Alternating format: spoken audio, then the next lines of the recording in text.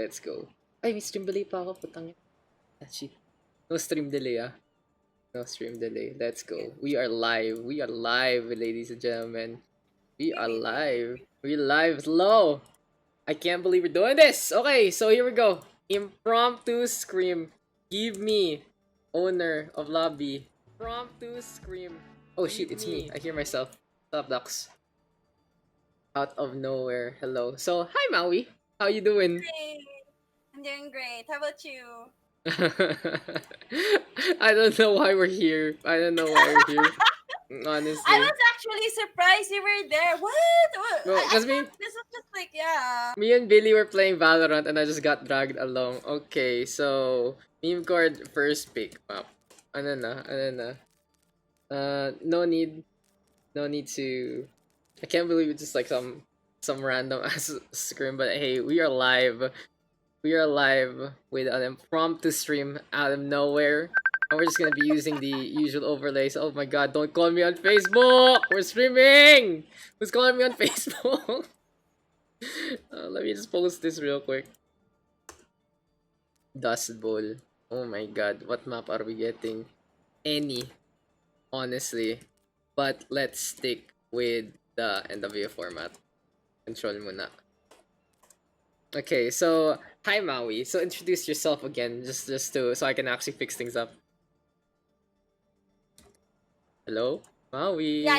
Hi. Sorry. Hi. Yeah, this is my first time to be casting with Daks, and I hope Daks will be gentle. I don't. Oh, I'm always gentle. What are you talking about? I'm just like, here you go. Don't worry about it. Live with Mauiiicakes. Putang ina.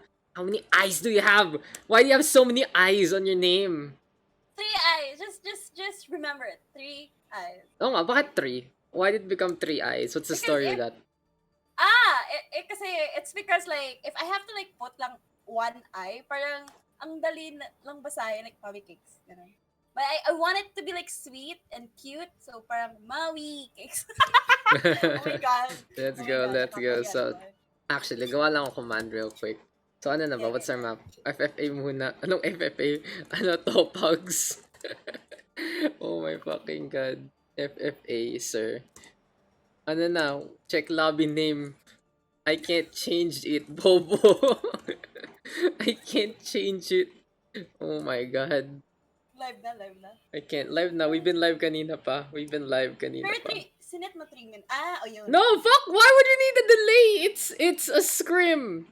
If you're retarded enough to comsat during a scrim, then your team deserves to be punished hardcore. That's your problem in the future.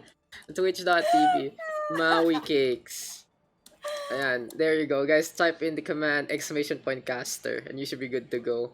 Let Daks sleep. Yes, let Daks sleep. Daks sweeps up Red Rose and Stereo. Okay. Let's go XT. Ano na? Anong map? Iniintay ka pa. So Maui, basically, our format is gonna be, since I'm a play-by-play caster, I just keep talking, and when you hear me stop, that's when it's your time to shine. But do you want to swap roles ba? Do you want to be play, or do you want to be the color or analysis? What are you comfortable in doing in the first place? I wanna be like what Mika does. Okay, so yun nga, I'm play and you are you're gonna be color. So we are gonna start things off on Ilios. By the way, guys, in proper scrims, control maps are BO5, but we end when all 3 maps are played. Okay? So let's swap it out. Make this BO5. Okay, alright, so let's go. We're gonna be starting things off on Ilios, and one thing to note, Maui. Hello, guys. So we have no delays and everything. Yes, we get that. Casters, type exclamation point casters. Pa-add na lang. Pa-add na lang sa... Can anyone add it to the stream title na lang? Does anyone know how to do that? Pa-add na lang yung command. Okay. Oh my fucking god. Look at this chat, Maui. What is this mess that we have done? I'm sorry. It's not your fault. It's their fault for being such memers. Someone teach me how to set up Nightbot. Nixer can help you actually also. Oh, we are getting things done. Memecord's on the blue. And we got cakes on the red. And we just got overlays and shit. Wait, my thing still says Add Daxcast1656 to join. This is a scrim, I think. Lol XD. Yeah, so let's go into Ilios. There you go. This is a scrim, I think. Perfect. So let's move into this one. Miss Maui, welcome. Oh, we're gonna turn off the music. So we are gonna be getting Memecord versus Cakes, and for the purposes of having a VOD and even given the stats, here we go. We're gonna use that new invitational scoreboard that we do. And Maui, what do you think about the scoreboard? I think people like it. It's very helpful for the Exactly. season. Like, what do you think? Do you think we should just stay on default, or do you like having the scoreboard on? I think we should have the scoreboard on, just so that we can know that we can know. Okay. Wait now. Let me adjust your volumes real quick. Where'd you go, Maui? Hi! Maui! Hello! Lakas na bigla. Oh my fucking god. Okay. So yeah, this is the most scuff ass thing I've done in a while. We're just gonna go for a they were like, okay, first scrim and then now stream, and look at the title down below. This is a scrim, I think. So here we go right now. Team Memecord gonna be on the blue hand side. They're gonna be playing that dive. And Maui, what do you think about the dive composition here for Memecord, as Kate's gonna be playing that Ryan Zarya instead here on Ruins? I think they're going. Cakes is going to have a hard time knowing that they don't have anything to like babysit their healers. Yep. Yeah, that's a good Just point. like Actually. that. Yeah, go lang. Okay, look. So when you're doing analysis and color like that, just be confident in what you say. And if you say something wrong, I will say it naman. I'll be like, I'll make a counterpoint instead. So don't worry about it. So just be confident. That's the first rule of broadcasting. No matter how right or wrong you are, you just have to sound that you're always correct. But here we go with Roxy Lalonde. They're gonna be into the front line. The Reinhardt trying to drop one down. But think about here from Memecord. They're playing the Genji as well as the Echo. And very interesting enough, it's Akashi on the Echo. So we don't see him playing the Echo much in the New Wave Invitationals. He's not very confident on the hero. But since this is a scrim, we are going to be seeing it anyway. Saito on that. Genji pretty much is bread and butter. Sophie going to be playing that Ana, and Memecord going to be playing that Lucia Ana, while we have Cakes now with the Reaper and McCree to find a little bit of CC and get the point back. Now, there you go. That's when you talk now. See? Maui. Maui, you got this. Okay. So, ganun lang yan. Just listen to what the sentences I say, and usually the last few words are the one you have to build on. But if you have a point itself, you can say it whatever you have noticed so far during the fight. You should totally change the stream channel into teaching Mauiiicakes how to cast. Teaching Mauiiicakes how to cast, but okay, let's go to Team Cakes. So they are able to really set a foothold with the McCree and the Reaper to boot. Their composition is very good to deal with both Saito and Akashi, and since they're mirroring the Lucia and the Ana, they're gonna have the same kind of speed. And with the front line here from Memecord really trying to get dive on, Narbra has to be very careful because he's already very low. He does have the Primal Rage in hand, but he has to deal with the Reaper, and Memecord had to force it back on that Stereo getting kill frags. What do you think about this Cake squad, Maui, since this is your team basically? What have you noticed from them in terms of their evolution in the New Wave Invitationals? It's because Cakes has noticed that during the New Wave Invitational matches, they noticed that Memecord usually does dive bomb. And now that during the first match, as you can see, Shiver is on Reaper, so basically they're already expecting Memecord to go dive again. And yeah, they anticipated the dive bomb, and there we go. We have a Reaper in Cakes. Exactly, but now Deadeye is available here for Cakes. They are going to be looking to get things done. Saito now to the floor! And this is an opportunity here for Cakes. Roxy Lalonde, solo shatter. Poor Saito, the Genji gonna die there. And not the best opening here from Memecord. Seems like the dive composition is still falling apart at the seams when the opposition can just really counter them out with the Reaper, with the McCree, and the Lucia Ana.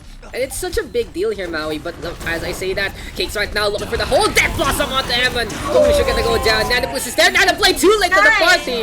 And one hold there from Cakes. What do you think was the best thing that Cakes did in that map, Maui?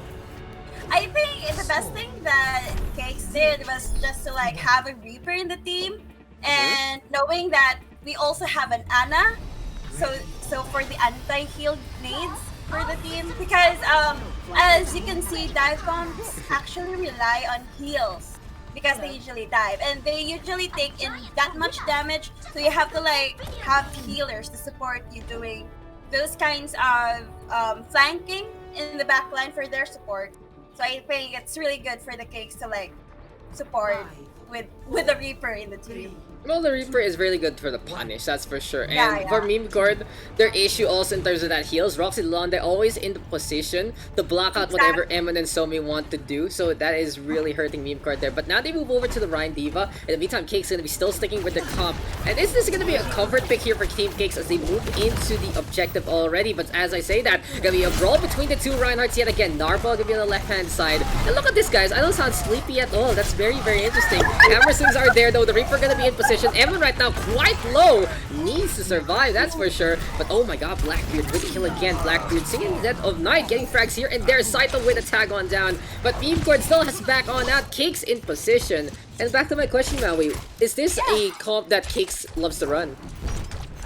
I think that Cakes comp that they would totally love to run would be Roadhog and Carissa, but knowing that they anticipated that Memecord would go dive, they practically went Zarya Ryan already. So yeah, they basically adjusted to what Memecord has. Here goes Saito now with the dive on in.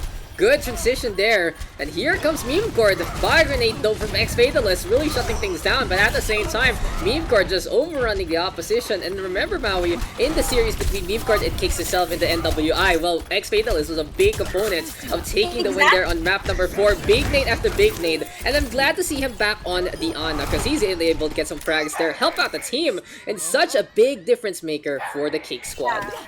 I agree. Knowing that you have an Ana in the team is basically if you know how to like throw the nades and practically like have that common game sense as being an Ana to like help your team do damage at the same time you doing anti-heals on the opposing team. That's basically you're helping all of your team win clash. Here comes Narva right now. Shatter is available. Nano boost though on to Shiver. And that's something else that Cakes is improving on. Because they are going for the Nano DPS and that Shiver with the Death Blossom able to take care of two. Hurakashi caught out in the open. What do you think is the problem here for Memecord, Maui? Basically, like, knowing that they already have, knowing that Cakes already has a Reaper, their tanks are not, having enough heals because usually the Reaper goes with the tank first, right? Yeah. So here comes Saito with the blade. Nano boost is into play. Good charge there from Narbro. Blackbeard though in behind gets a triple kill so far. Good Deadeye there. But for Team Cakes, they still need the cascade. Good catch now with the Somi taking care of Diana. It's just gonna be the sweep along the way. Poor Narbro caught. And this is Blackbeard really fragging out. If you count how many kills he's got, then give him the ace. Give him the ace. Aw, Shiver, why would you get the kill? But he got 5 there. Team Cakes 100-0 on Lighthouse. Impressive effort from the McCree. Very good. Yes! Exactly. So this is a scrim, guys. Let's just say that. This is a scrim. Yeah, guys. This is just like a spontaneous scrim of Daks, so yeah. Don't worry about it. Don't worry about it, ladies and gents. And this is a scrim. We follow basically the scrim format. In the best of 5, we finish only the 3 maps, and then we are good to go. That's pretty much it. But Memecord said, at least they're gonna try the aggressive dive here for Cakes. This is on Race of Roadhog. And this is a very interesting dynamic between the two teams. Maui, look at the tank line and tell me what's gonna be the plan here for both sides. Oh, Cakes going Orisa and Roadhog, you basically know what's gonna happen. Like, they're so well, so basically you're going to witness a lot of boops in this round. For Memecord with the death pool composition, I think Wak would be basically doing all the boops himself, but I don't think if you're a Winston and you basically can time the jumps, maybe you can do picks with the boops. Yeah, you made a good point on the comp, but just a quick FYI, the comp would buy walk and go for a reset there. This is the aggressive dive. This is the Winston ball. The dead ball is actually the Ryan Zarya, but hey, don't worry about it. As Team Cakes is able to establish their foothold. It is exactly the plan here for Cakes. This is the point. Maui's trying to make. So with the Orisa and the Roadhog, they are going for environmentals by the well, but they're basically going fishing. On the other side of the corn, Memecord has to go on in, has to attack with their angles, and since he got shut down very, very heavily by Roxy, Stereo, as well as Blackbeard, this is just Cake in complete control. Look at the stats there, Maui. See how helpful they are on the left-hand side. You can really see who has the advantage, and Team Cakes above and beyond in this competition. But hey, Akashi right now onto that Reaper Scythe is still staying with the Genji, trying to make things work. And honestly, the problem with Reaper Scythe right now, he needs to get those blades a lot quicker to get to value. Somi though with the Coalescence, and Memecord trying to get the push on, but oh my god, goodbye, says Red Rose. He gets a boop onto 3. Perfect angle there from the Lucio. Team Cakes getting things done yet again. That's going to be a POTG by Red Rose as Lucio there. I mean, like, compared to having like 3 or like quad kills by an ult of a DPS, but if someone goes like 3 environmental kills or 4 environmental kills, that's absolutely an instant POTG for Overwatch. The hard roots right there, but hey, it is gonna be Red Rose right now into the middle. Here comes the Orisa though, trying to get things done. Halt about halts. Roxanne with that supercharger, and Team Cake's gonna be holding Blackbeard with a flag. He gets to. Someone needs to respond there from Memecord because they are just letting Blackbeard do whatever the hell he wants. 16 frags to his name, 22 eliminations in total, and that is almost half of the Cakes kills.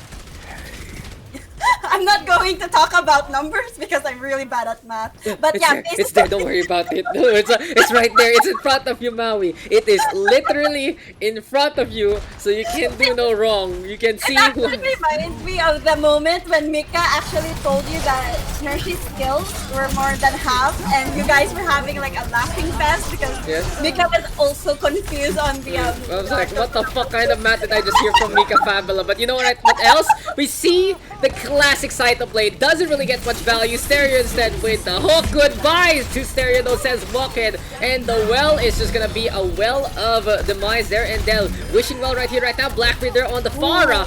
Free reign though, almost gonna get the kill onto 2 more. Can he actually get Walkhead? Not gonna happen. Blackbeard gonna be flying on the way. The Memecord clutching it out at the last moment. Akashi getting onto the 2nd floor, but the Reaper is able to stay alive.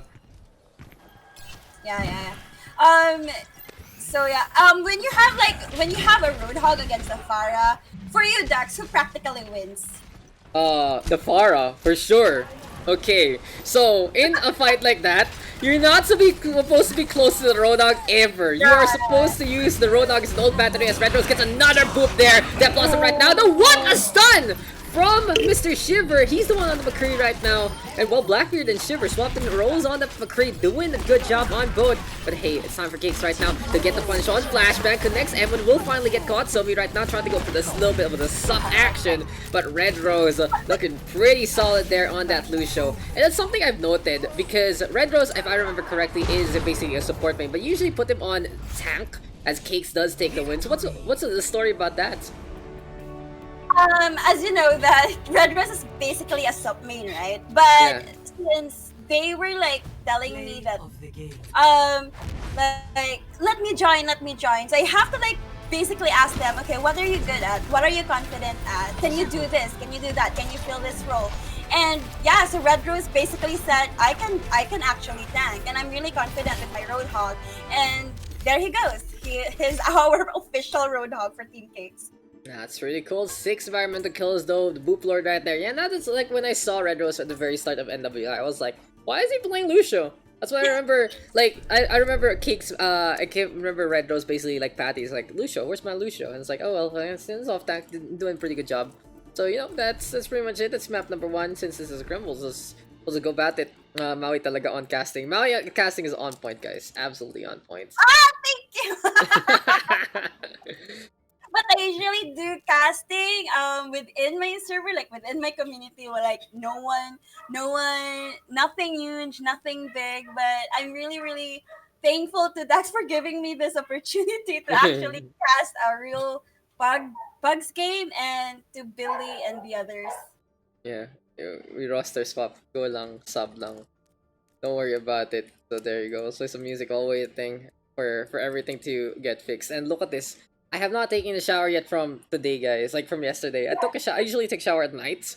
And I'm still wearing the same shirt. It's like hashtag no ligo, hashtag the tuck sleep. But apparently it's my cat sleeping. Look, he's taken my spot again for the umpteenth time. I'll just keep my hood up so you'll... Oh. Who's on what spot? So Suifra are gonna be in, and that should be Somi and Wakid. There you go. There, we're good to go. So another configuration here. Music might be too loud. Of course it's loud! Okay, hinaan ko for you. Fine! Fucking walk! Fuck you! Here you go. And nothing's happening! But there you go, okay? There you go. There you go. Happy now? All for walk. All for walk. And 38.5. Should be a lot softer now. Should be a lot softer now, honestly. So that should be good. Yeah. More ASMR. Someone requested in the chat. No, let Maui do the ASMR. Okay, Maui, I only want to hear you from my left ear, thanks. Okay, I request I'm something, going to Okay. Yeah, But yeah. everyone loves the song. I'm going to say Wacky Walk as an ASMR edition. Okay. Are you guys ready, chat? Are you guys ready, chat? No. Yes. Go give me some content. Wacky Walk. That's pretty shit, not gonna lie. That's pretty shit.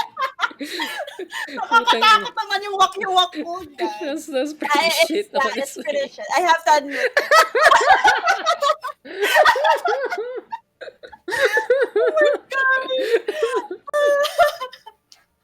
Well, fucking walk hating on Sunshine Day. Have you not watched Brady Bunch or play fucking Tower Unite? This is the song. Sige lang, Fascinate. After the song, we will play the best song by Dion. Syempre. Ano to? Don't you know what? You have to ask the rest of Memecord. What is the battle anthem of Memecord? It's this song. Just tell Aris and he will know. It's a sunshine day. Just say, it's a sunshine day. Good luck, have fun from Sacred to Walk. What is this? Why are you giving Walk positive reinforcement? How you guys doing? No, now you have to know. You have to be on the loop. Yeah. You have to be in the loop. Sunshine Day. Oh yeah. Don't you know? Have you never watched Brady Bunch, Maui? No. What's that? It's a very old show, so I wouldn't please. R what's going on? Is Memecord R? And it's like, let's see if they're ready to go. But yeah, it's also the song basically when we're playing a game called Tower Unite, and every time you get an achievement, it plays a clip from this song. Because it's a sunshine day. It's actually still sunshiny outside, actually. Like too much sun. It's so hot, actually. Yeah, exactly. Have you seen everyone on Facebook? They have all these fans. Parang it's part of the profile picture thing. It's what everyone's do you have using a right plan now. of like swapping your profile picture with a fan too, Daks? Nah, fuck that shit. I don't go in trends like that. I don't do that shit. Okay, I don't do that shit. So let's go into another one, and into map number 2 we go. This is Eichenwalde next, and this is Cake's pick. They will be on the attack first, and if they finish up the map, then we will just let it be. But if they don't finish up the map, we will reset it because this is a scrim. I think that's the thing it says down below. It's not ad of Daks. This is a scrim. I think. There you go. It's some good shit, isn't it? Some good shit, isn't it, ladies and gentlemen? And here you are in our second map of the Memecord versus Cakes VOD, the Scrim. Fucking who streams the Scrim? Amateur teams do, that's for sure. But hey, we're just here for fun. Let's go about it. So Maui, do you know why people don't usually? Do you know why people don't usually broadcast their scrims? Why not? Okay, so basically, if you broadcast your scrim, everyone knows your secret strat. That's pretty much it. You are exposed. Exactly. Yeah, that's why I was surprised you were there. Billy was there. Fascinate was there. I was like, wait, what? What's happening? Twitch.tv/Dakscast. What the fuck? No. Oh, by the way, guys, if you realize, try mo. Go to twitch.tv/Dakscast. I have squatted on that channel. This is mine. I've yoinked it already because I know many people have made that mistake.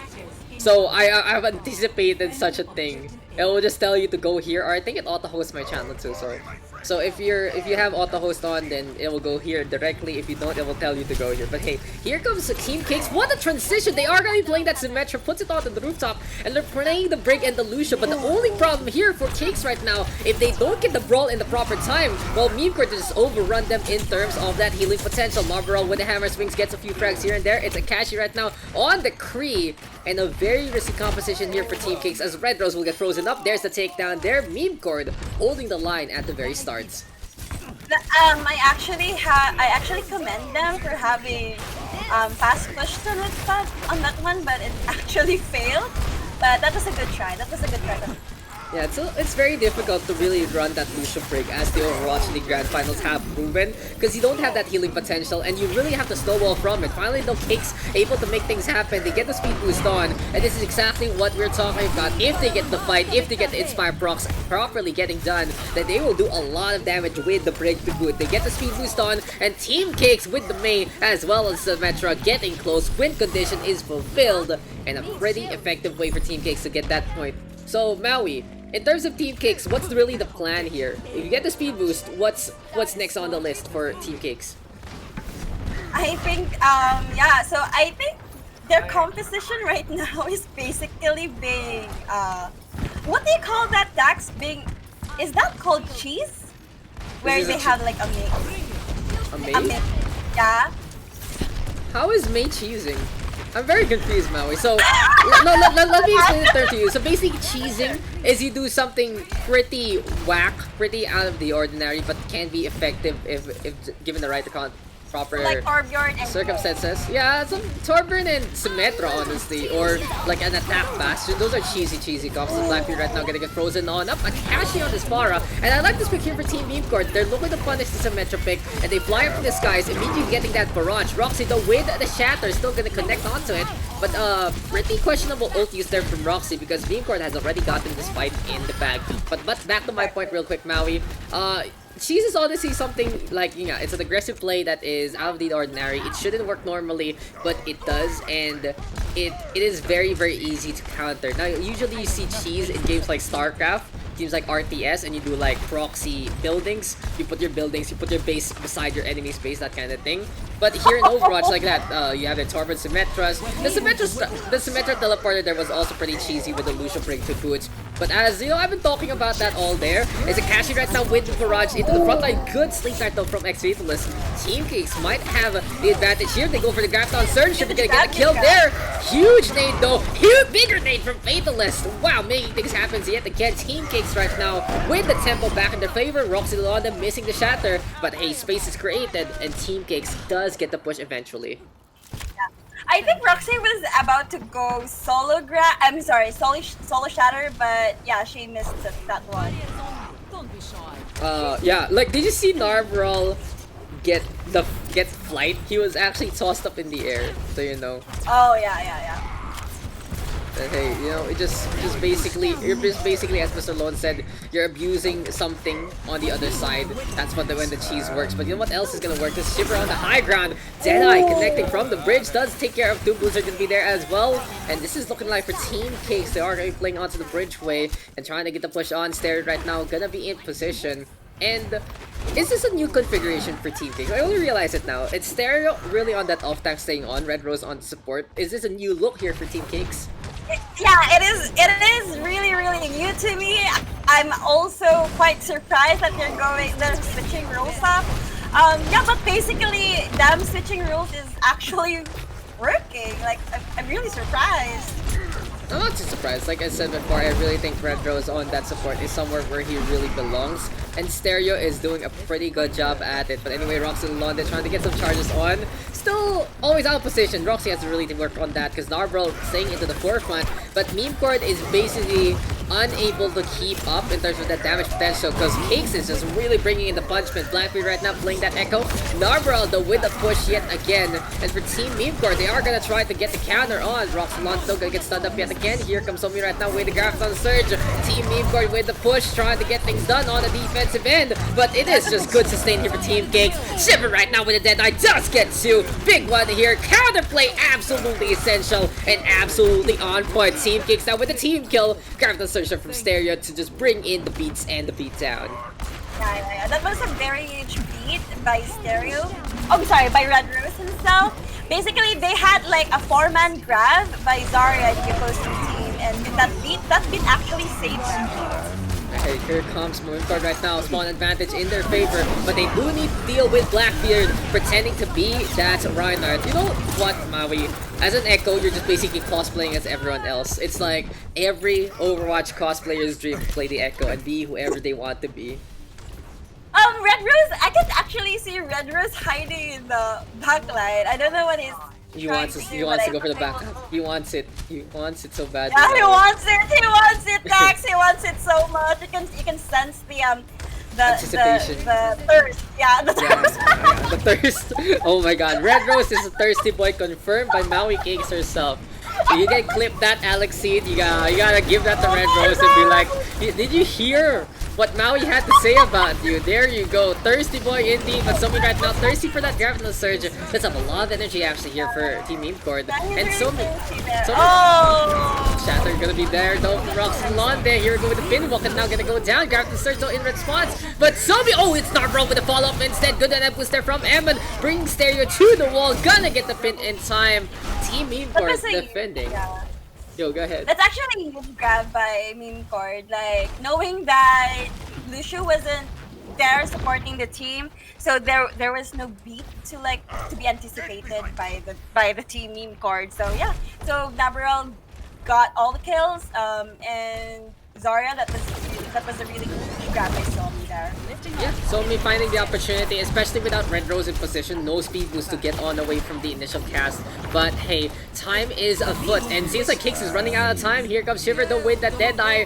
Nana boosted up as well, speed boost to get in position, but Narborough with the proper shield will get shattered. 2 for 1 thing so far. Walking in behind right now, big grab right from Stereo though. And for Team Kicks, well, how have the tables turned on Memecord? They just basically go for the grab play, they get the push on. The payload right now so close to the end. Blackbeard gonna be on the left hand side, trying to get in the way. Shattered from Narborough, too late to the party. No, it's Eman getting the contest in time. Memecord desperate to get things down. Blackbeard though turning into the Reinhardt yet again. It's gonna be a brawl between the two fronts. Kicks has to retreat, but still a fight is afoot here, Maui. We're gonna be keeping things up on the action because Shiver is holding on to that Deadeye. Narborough right now might be the target yet again, gets the shield up in time, but Blackbeard with the sticky bombs instead. And Akashi on top of the second floor has to deal with the Sam Dyer though, because Red Rose is gonna go for that push. Cakes gonna be in position yet again to try and contest, and time is ticking, and Rocket is a ticking time bomb. These small corners very effective for the Doomfist. Overtime ticking on away, and Memecord should be able to hold this defense.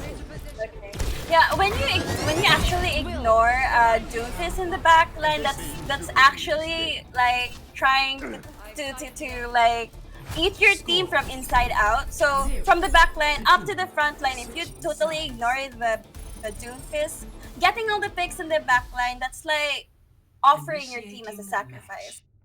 I mean, as a support main, yeah. Yeah, it's really true actually. So you know, see Mauiiicakes with the big brain game. Guys. Yeah, you gotta give props to Maui. Like, we're just here to basically correct if she has something off, but very good point. The Doomfist is literally gonna get free reign there into the backline, especially when he has Meteor Strike online. So usually as a Doomfist player, right? Do you play Doomfist, Maui? Because I don't, but I get how to play. I get the concept of it. So what do you do? Oh, let's answer my question first. Do you play Doomfist? I tried, like I tried practicing being a Doomfist, but yeah, knowing that I get killed by a Doomfist, it makes me want to not practice Doomfist, if you get me. Okay, so Maui, I have a question for you. What is the difference of a Doomfist with ultimate and a Doomfist without? In terms of ability usage, how many abilities do they use when they don't have Meteor Strike, and how many abilities do they use when they do have Meteor Strike? In my own observation, like when you have a Doomfist without an ult, killing the people in the backline and having that extra armor on, yeah, that's basically what a Doomfist usually does. Taking 3 hits, putting damage onto the backline. But when you have like a Doomfist with an ult, it's like a two-way blade. He can get kills with his ult, or he can get kills with his ult, or he can either escape using his ult. There you go. That's what we were looking for. So basically, the answer to that question is, if you're a Doomfist without ultimate, you want to keep one of your abilities rather on reserve. So usually you keep one of your abilities to try and get away from the action if you don't get the initial pick. But when you have the Meteor Strike, you can go for the all-in combination and use the Meteor Strike to get on away, as Maui said, or you can use it for combos like a Grapnel Surge, or to initiate on from out of the ordinary angles. So exactly, that is the point of playing the Doomfist in there, and that defense Wuckhead was just able to really get some value, having to play the aggression with the Meteor Strike in hand. But now it's a new round and it's a new game. Memecord gonna be into the forefront. They're playing that Mei and the Reaper. They want to play a very role-based composition, and this is when I would say, only for Memecord, they can't go for the Moira instead of the Ana, because Emin will have a hard time basically protecting himself with everyone else into the front line. And on the other side, it's just Shiver getting some really good snipes with that Genji into the back. Team Cakes finding proper targets, and they will be able to hold yet again. Everybody come over here. I agree. They should totally target. For me, that's been my own observation. If you get the healers, that's basically like one push away for the opposing team. Like most of their healers like gone. That's basically a free semi. Yeah, that's true. Okay, so basically, if you get rid of the healers, if they don't have ultimates to burn, then you are just pretty much screwed, because in a sustained fight, you are gonna take all the damage that will never come back. But Shiver will make sure that Emma and Akashi aren't gonna be back into this fight. Dragon Blade does get 2. Good play there from Roxy as well as Stereo. And it seems like from the match, if you remember the match, Memecord started things off strong. Cakes just got better and better, and I guess this is the crescendo here. In the scrim, they are just looking absolutely dominant against the Memecord squadron. Yeah, so to tell you the truth, you know, you already know, right? Like, we lacked one member in the New Wave Invitational. Yeah. No, tell the story. Tell the story. Yeah. I actually announced that, guys, don't forget we have a match here. We have a match at 8 p.m. And I'm sorry that we're actually live. It's okay, things are happening, but your story is more interesting because Memecord finally gets the push with the speed boost. Still gonna be engagement that you're trying to get things done with the Reaper, but Shiver with another quick blade, and it's time for the Shiver to decapitate every single person on the other side, getting so much value with the blades. We're probably the only one left, will fall down. But back to your story, it was like, you know, Genji blade, whatever, usual stuff. Yeah, so Red Rose was basically no call, no chat, whatever, and we were so worried, not because like we lacked one member, but it's because of him. So maybe he hasn't, maybe his internet was down, and we were so worried because maybe he might miss the next matches. But yeah, we're happy that Red Rose actually went online the day after the match. That's the story of how we basically lacked one member back then. Yeah, there, okay, so Memecord gonna be finally getting the push that they need, but it's time for Bob from Blackbeard. And as we all know, guys, Bob is a top 500 player. You cannot get anyone better on your team than Bob, but unfortunately, his keyboard isn't working, so as soon as he hits the wall, that's pretty much where he's gonna stay. Auto aim is on point though, with 1.2k HP, but over time ticking on down. Memecord finally getting that objective. And honestly, I have no idea how they won, but hey, at least they did it. Well, did you notice, did you notice anything, Maui? How did Memecord actually get that push? The floor is all yours. Because I was looking at my phone real quick. Yeah, I actually saw the DPS getting picked, especially on Cake's healers first. Ooh, okay. Push, yeah. Okay, that's why. That's as you said earlier on. See, it's Chekhov's gun. As soon as Maui says something, eventually it will come through. But Team Memecord will go for the corner. Cake's gonna be taking the high ground. Very interesting, because they only have the Widowmaker there, and then not really protecting it. I'd love to see them drop on down with the Halt and the Hook eventually, but it seems like they're playing Castle Siege instead, trying to cosplay as, you know, as a medieval time thing. They're just cosplaying their LARPers here, live action role players, but eventually Evan gonna get hooked. Stereo will get pooped, but he lands exactly on the ledge. He's safe and sound. Huge shot there by Narbarel there. He finally gets the stun there, and Narbarel trying to fight for his life, but it's just not gonna happen. Team Cakes again with a proper defense. Started things off with Stereo. Go I ahead. like how Fatalis is positioned on the second floor there. So he basically has free nades and free hits there. You can see that Narburl was blocking his way against the primary damage that Cakes was like giving him, but little did Narburl know that Fatalis was hiding behind him, and he was like getting free hits. Yeah, there you go. I haven't played Heroes of the Storm in so long. I mean, maybe if you guys do want to play it from time to time, I'll show you guys Lucio main gameplay. But Shiver right now with the Nano Blade, this guy is a Genji main, and he has shown that he knows how to swing that blade round and round, trying to get out of the grab of the surge. Though as Somi tries to go for the counter play, takes care of Red Rose, but that's pretty much it. Cakes again with this defense holding, and honestly, it doesn't matter whatever Memecord does because Cakes has the answer for it every single time. I'm really like wondering how the comms are in Team Cakes and Team Memecord right now, knowing that basically their supports are on point, and what's really going to bring this game are Anna's nades. Yeah, Anna's nades. So it's like a battle between Fatalis and Empress. Oh, that's true. That's true. But Akashi, come on, Akashi, Akashi. Okay, okay. Guys, remember, Genji can wall climb, but I guess Stereo did enough to make it fall. Bomb! Bomb! But yeah, Rockland Lana gonna be in the front line still. It's Kate's gonna be still in position, trying to get things up. Blackbeard is actually fragging out like crazy. Good side lines there. Okay! Okay, what an ending. What an ending here. Kings will take the win. What did you say about I'm sorry, what did you say about Bob a while ago? Top 500 player with the downfall. Okay, from top 500 to less than 500 SR. Oh no. Questionable DPS line. Not gonna lie. Questionable. I think you should totally like put up a command in your chat, Daks, wherein the chat would like request you to sleep.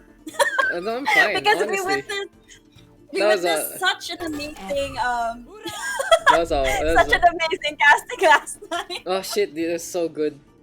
Huh? Huh? You guys are not roll up. What the fuck? You guys are not roll up. Huh? Huh? Wait, what? What the fuck? You guys are never roll up. It's just in terms of stats, Mr. Rebirth's trying to fix it up. Just update Rebirth on any major changes. Because it's just for stats. Like what? You guys are not roll lock. You can play whatever the fuck you want, and the support line can play your DPS for all we care. It's like whatever, do what you want. I was like, huh? Bro. Oh yeah, it's best song by the way. Ano ba? Bakit niyo ako pinapatulog? It happened yesterday, okay? It's a lot of things. Like, honestly, yesterday was a wake-up call to me to fix things up on my end, on my life, honestly. Like, low-key, if that happens while I'm working, so it just basically tells me I need to reduce in terms of the things I'm doing, and luckily I have a lot of people who are very willing to help me out in that regard, so I can focus on prod and casting and everything instead of having to micromanage anything and everything and having really no time for myself. So it's like, it's okay. I watched the clip and I found it really funny how I fell asleep. I was like this, and then I did that to myself. I shook myself awake. I remember that shit. So don't worry about it. It's okay. I'm okay about it. And it's fun. It's funny also. I mean, it's really amazing that your chat, the people in the chat present last night really cared for you, Doc. Like they were like telling you, go sleep your ass off, Doc, shut down already. Yeah. So that was really amazing. You can feel the love and support by your chat.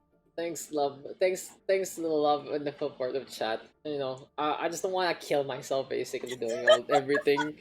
But it is what it is. Where's the clip? It's like the most popular clip from yesterday. It's just there. Exactly. Like thank you, Melons, for that clip. Fucking Milsons. What a cut! Milsons! Fucking Milsons, bro. Red Roses Thirsty Boy said Mau. Okay. Any swaps? We got Junkertown with map number 3. I love this song, guys. I love this song. Oh, Somi just posted it on your chat. Yes, sir. Yes, sir. Ang tawag dito. Honestly, guys, I haven't posted yet, but I was gonna stream today, like for reals. I was gonna stream some StarCraft replays. If you guys are interested in that, then I'll go live it later. Cause tomorrow we have our usual StarCraft tournament again. I'm like, isa pa tournament na naman. I was like, it's okay. So the StarCraft 2 this time this weekend. So we had StarCraft 1 last time, which was very interesting, honestly. What? Why you gotta hate Fascinate? You fucking tell me stream HOTS? What's more dead, StarCraft 2 or HOTS? Which is an esports scene? Fascinate? Which is an esports scene, Fascinate? I'm here to fight chat, bro. Okay, are we good? Are we are? Chat, be ready. No, just like Fascinate TV himself. Fascinate TTV. Mr. HOTS is the way to go, bro. No, no, no. StarCraft a live game in a way. Don't at me. at Fascinate, HOTS is the way to go. Bro, I will go pro in. There you go. There you go. At Fascinate. So let's go to game number 3. What a great song, Homing. I love that song. You guys need to know who made that song. You can use the command !Dion to get to her Spotify because you never go wrong with some Dion music. But hey, let's go into Junkertown next. I will always plug my girl. My god, that clip. I know, Mr. Cal. Don't you love it? Don't you love it? Let's actually make a petition having that as the most viewed clip from Daks channel. Yes, sir. Dion on Spotify. Is it the link right? Because I'm worried because last time we were fixing up Dion's, we were fixing up Claire's stream shit. Her link down below wasn't working properly. But hey, at least it's good here.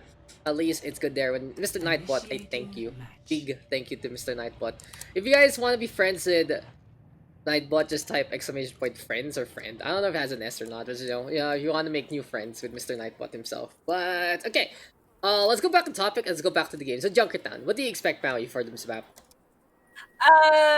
So we have here with Blackbeard, and he's actually a really good hit scan. But I think if Memecord goes Farah here, which is really a bad choice for an open place like this, I think Cakes would have. Yeah, see? So there I go with the tactical analysis by the Cakes part. So Blackbeard just went Widow, and I'm actually really surprised that Memecord didn't go Farah, knowing that they already know that Blackbeard would go Widow. So yeah, so that's like the battle of the snipers. We're going to witness the battle of the snipers. I mean, it's a really good decision here for Memecord because if you play Farah on Junkertown, you are just asking for a sniper to shoot you in the face. Yeah, honestly, like a practice range. Literally, yeah, you're right. It's like one of those.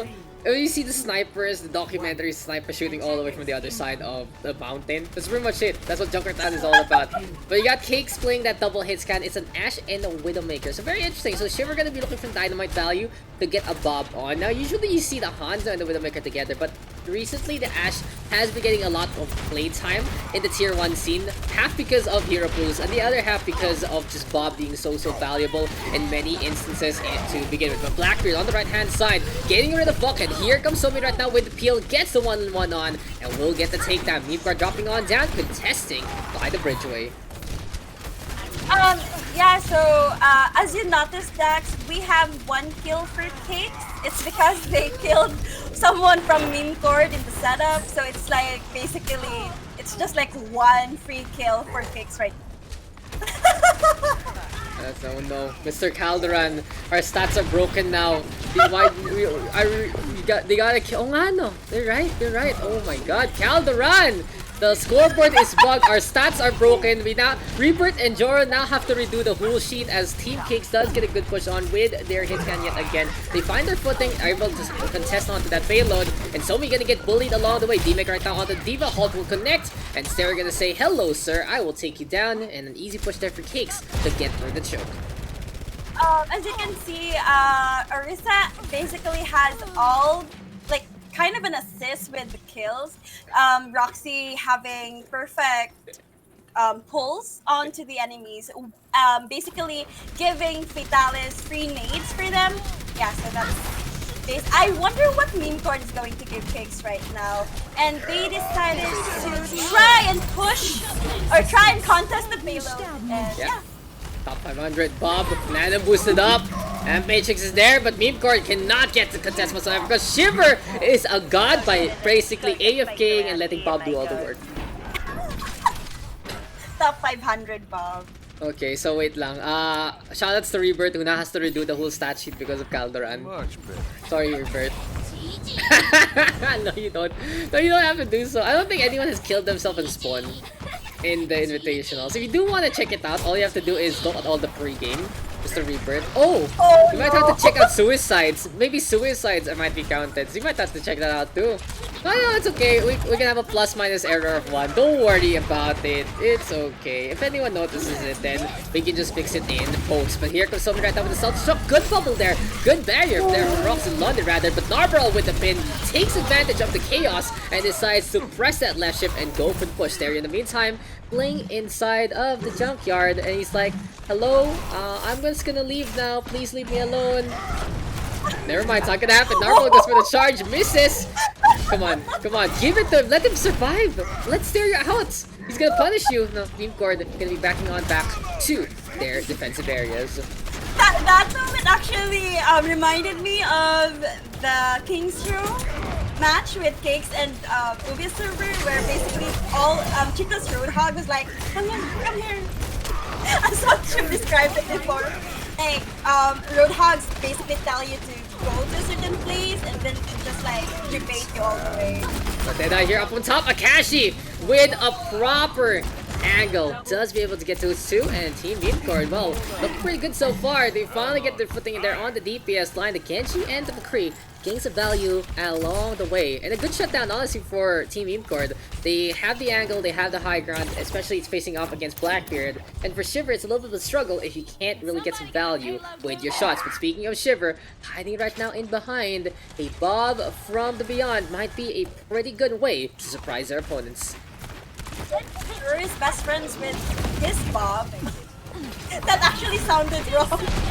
Yeah, but here we go, Bob right now. Gonna be keeping things up. This is a scrim, guys, so we're not keeping count, but I always keep count. It's 2-0 right now in favor of Cakes, don't worry about that. And I think the one in favor because of their matchup from NWI has to be Memecord, but Cakes is looking a little more proper today. They're really bringing their A-game here into the scrim. Bucket though gonna go for the Dragon Blade. Fatalist in response goes for the Sandbag, a very safe option in this regard. And Team Cakes right now clearing up a path for that second objective. Yeah, that's a huge beat. Basically, if you have like, if you actually use beat with 4 remaining members for a team, you just basically saved your whole team, knowing that an ulting Genji can actually team wipe. He can actually. Yeah, it's true, it's true. If played right, a Genji, getting those resets, getting the proper position, is such a good way to really just wipe out the opposition with the burst damage from the blade as well as the switch strike itself. But hey, it's not gonna be an echo battle between Wuckhead as well as Blackbeard. Memecord trying to tie things up on the kill count, but they are still forced to back on out. They are losing Wuckhead a little too much. He's already 5 down. Shiver though, gonna get caught out in the open. Self-destruct down below. Somi making a little bit of space there. Narborough right now with a shatter, and Team Memecord will get the push on. Akashi though fragging out. Stereo next on the list, and well, Blackbeard will go down. Memecord again holding the line, stopping Cakes in the tracks.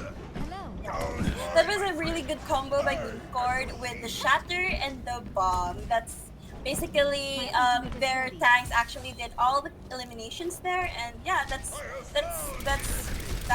actually good. Saying it from you.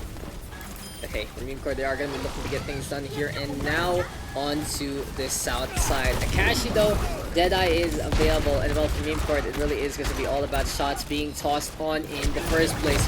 Roxilonde gonna be in the front line again, looking for a little bit of fights. Orisa Hog still though, do you think that Cakes should swap out their tank line here against the Rhine Diva, or what do you think about this matchup right now, Maui? As Blackbeard turns into the Diva, he's looking for a bomb angle in behind. Here comes Stereo right now with the Roadhog, self-destruct in the air, gets absolutely nothing but the barrier. Deadeye though being prime, seems like the action not stopping whatsoever, but the Matrix into place. Sweet Fry right now looking everything to be a-okay. Boostio here as Red Rose messes up the Nana boost, and that is gonna be the nail in the coffin of Cakes push. Yeah, there was basically a lot. We could actually witness a lot of damage boosting ults there. We had Arisa's ult and also an ult by Fatalis. No, I'm sorry, Red Rose. And yeah, that's basically. But they actually failed the clash there with everything that's been happening with the damage boosting ults. They actually failed. And we have Walk actually fragging from behind. Yeah, Walk up and top, and I really feel like here for Team Cakes, they should be swapping out their comp because the Ryan Diva is a pretty proper way, honestly, to deal with the Orisa and the Hog. Because for Somi, if he's the one who does get hooked, he can pretty much tank it out. On the other side, if he's the one who doesn't get hooked, well, he can just fly on in and get the defense matrix on. It's a little difficult, of course, if the Orb of Halts does get eaten. Well, it is going to be some really good value there from the Diva, but as I say that, because of the D-Mech, it seems like that equation is going to be modified, because Shiver, with the flank there from down below, going to toss out that buff, and looking good so far. Team Cakes right now looking to find anything going on. Walker going to be caught out in the open, turns into Diana just to survive. An extra sustain to keep Somi alive. Nanabu is going to be very essential here for Team Memecord to keep things up, but overtime now ticking on down. At least for Cakes, they have really got a really good push on this map, and it is going to be Chaos onto the forefront yet again. Orisa going to be Nana boosted up. Rox and Lon, they're going to have a lot of time here to stall in the outpost of the payload. But hey, Wucket is getting some really good value with the focusing beam. Sticky bombs, completely connecting, destroying the Centaur in her spot. And Team Memecord, well, should be able to finish things off here. And now Shiver right now trying to get a little closer. Akashi will get the shutdown. Let them up. Good try by Team Cakes right there. But actually, Memecord already knows how to deal with all their heroes. And yeah, we basically see Wok play there. Wok doing all the damage, Wok doing all the elements. That's basically like team wipe for Memecord, right? Yeah, that's exactly the shutdown that they need. And no need to reset since that's close enough. That's one fight. Honestly, and Memecord's like, okay, we don't need it. Usually, as we said before, if it's a scrim, you just reset shit up, and it's like, okay, finish up the map. But Cakes is doing a really good job of honestly going all the distance. It's like they're Hercules here. They'll be there someday, and they can go the distance, and there they go. They go all the way, and do have 26 kills to their name. Memecord with a proper defense, though, at the tail end. But the big point of contention right now is how Blackbeard has been securing kills on the hit scan. On the other side, Bucket having a pretty slow start, but they're on that third point, especially with the Echo flying on around. And why do you think that Cakes wasn't able to handle the Echo on that third point? I think that it might be a late switch of heroes for Team Cakes. When there's you know that if a team pushes and they're near the spawn point, that's actually giving the opposing team a bit of a time to actually try to switch and try to contest and try to like gather ult charge as much as possible. Yeah, I think maybe because of that, we never know. We never know what's going on in the comms. That's true. I didn't know Rohan was higher than Billy in DPS because Billy doesn't play anymore. Bro, that's just pretty much it. Have you seen Billy actually ladder? Except yesterday, that was the only time he plays. But if you really think about it, you can say that Team PH is more or less retired in that front. And Rohan has just been going on the up and up. He's really been grinding. He's honestly one of the better DPS right now in the SEA scene. So yeah, you know, it's a little different. It's a little different comparison with someone who is doing really good in the present, and yeah, someone who hasn't really played in a while. So that's not surprising. But I think Rohan does have a higher SR career than Mr. Billy, if I remember correctly. But hey, you know, that's what it does. But Team Cakes and beyond the defense right now, they haven't pushed back pretty far off, but I do like the positioning for Cakes. It's a really good spot to defend on Junkertown. All they need to do now is not get overrun. But as I say that, Memecord with the push, they find the Diva, they find the Genji getting some value. Well, Team Memecord looking really good at the very start of this map. We could actually witness them not killing the baby, but this is in purpose of making the team stagger, and they actually don't know what's going on. Maybe we can see. That's a risk. That's an interesting one. That's a question mark and a half right there. I'm like, why? Why would you do such a thing? But actually, actually made me stop gathering my thoughts because I just saw Red Rose trying to rest that one. Okay, and you laid me down in the bed of roses, and well, Red Rose is a bit laid down pretty easily. That's for sure. It's like it is what it He is. isn't thirsty anymore. He's been laid down. He's- So from being a thirsty boy, big Riptire. Okay, so it's not oil beer, so it's not the same hype, but well, Super does get two. Well, it's good shit right there. Yeah, let's give Super the credit. Let's give Yeah, Super. it's like Team Cakes. You'd expect it's Oily Beer who does that, but I guess it rubs off in a way. But as I was saying, Red Rose, from being a thirsty boy to basically being Bon Jovi, it's a little sad. It's a little sad indeed. But Cakes right now trying to pellet things over. They play the chunk out on the second point, and honestly, I feel like this is the best spot to play the chunk because of how funnels work on the U. Narva right now trying to avoid everything else. Roxy London does go for the shatter and goes away. That's free. That's absolutely free. Roxy gotta be in position for those because Narva is gonna be like, I will take that for free. Thank you very much. I catch you with the Nano Blade. And a big miscommunication there from Team Cakes, really costing them this defense.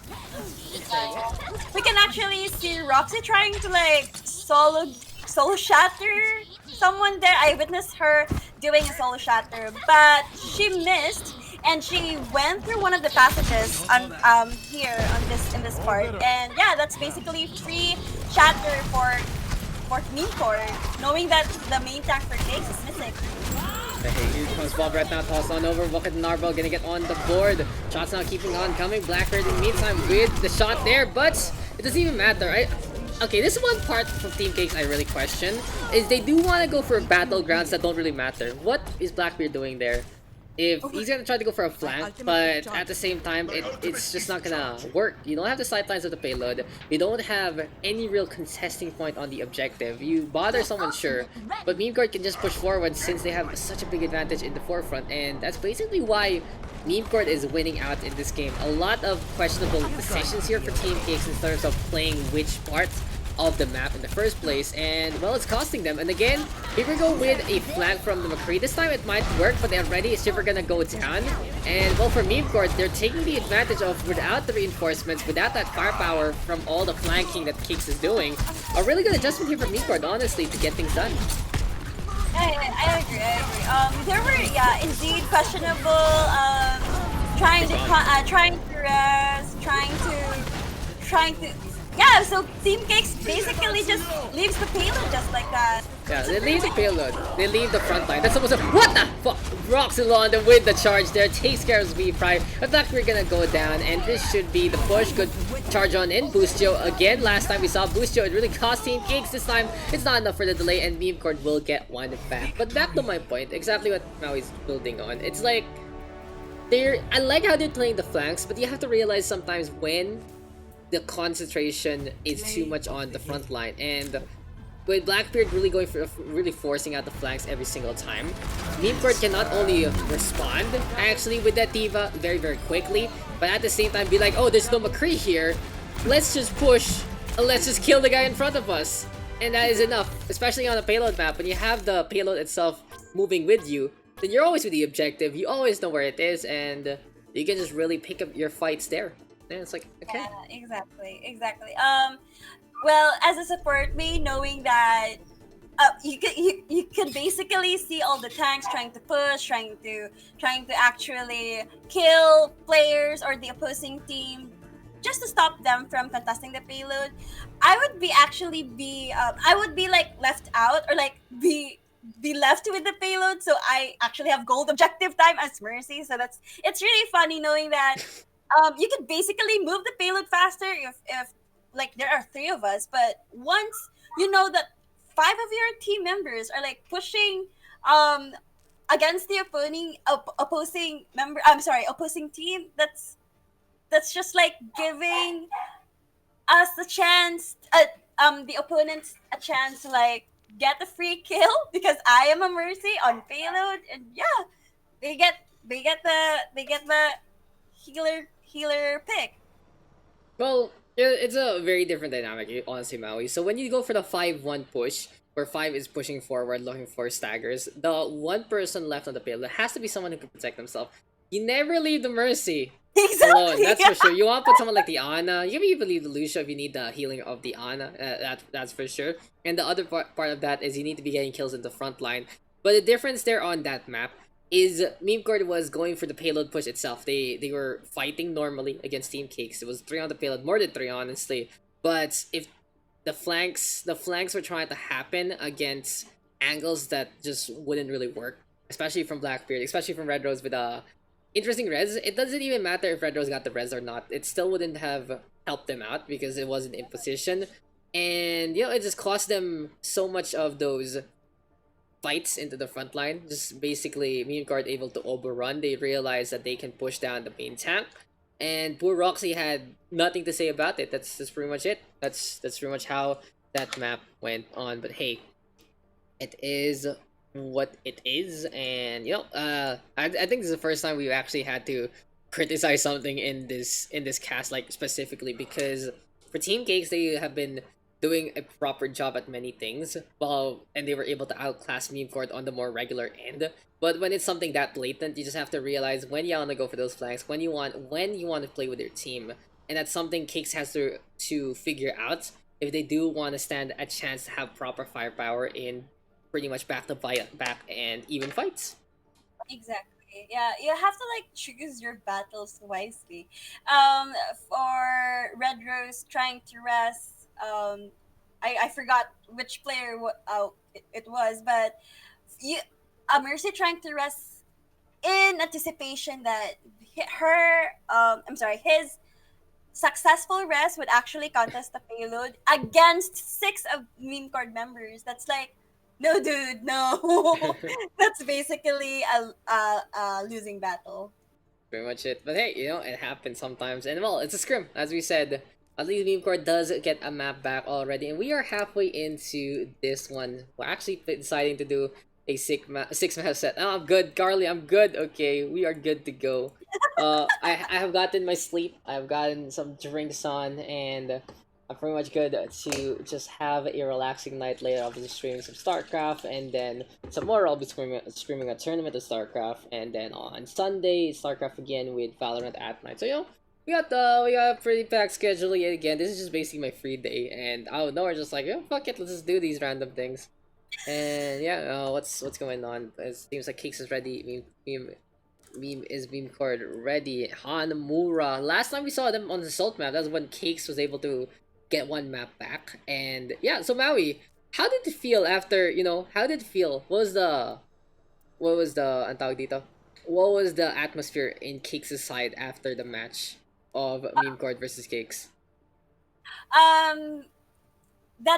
They actually realized something, which is I'm really proud of. It's because they realized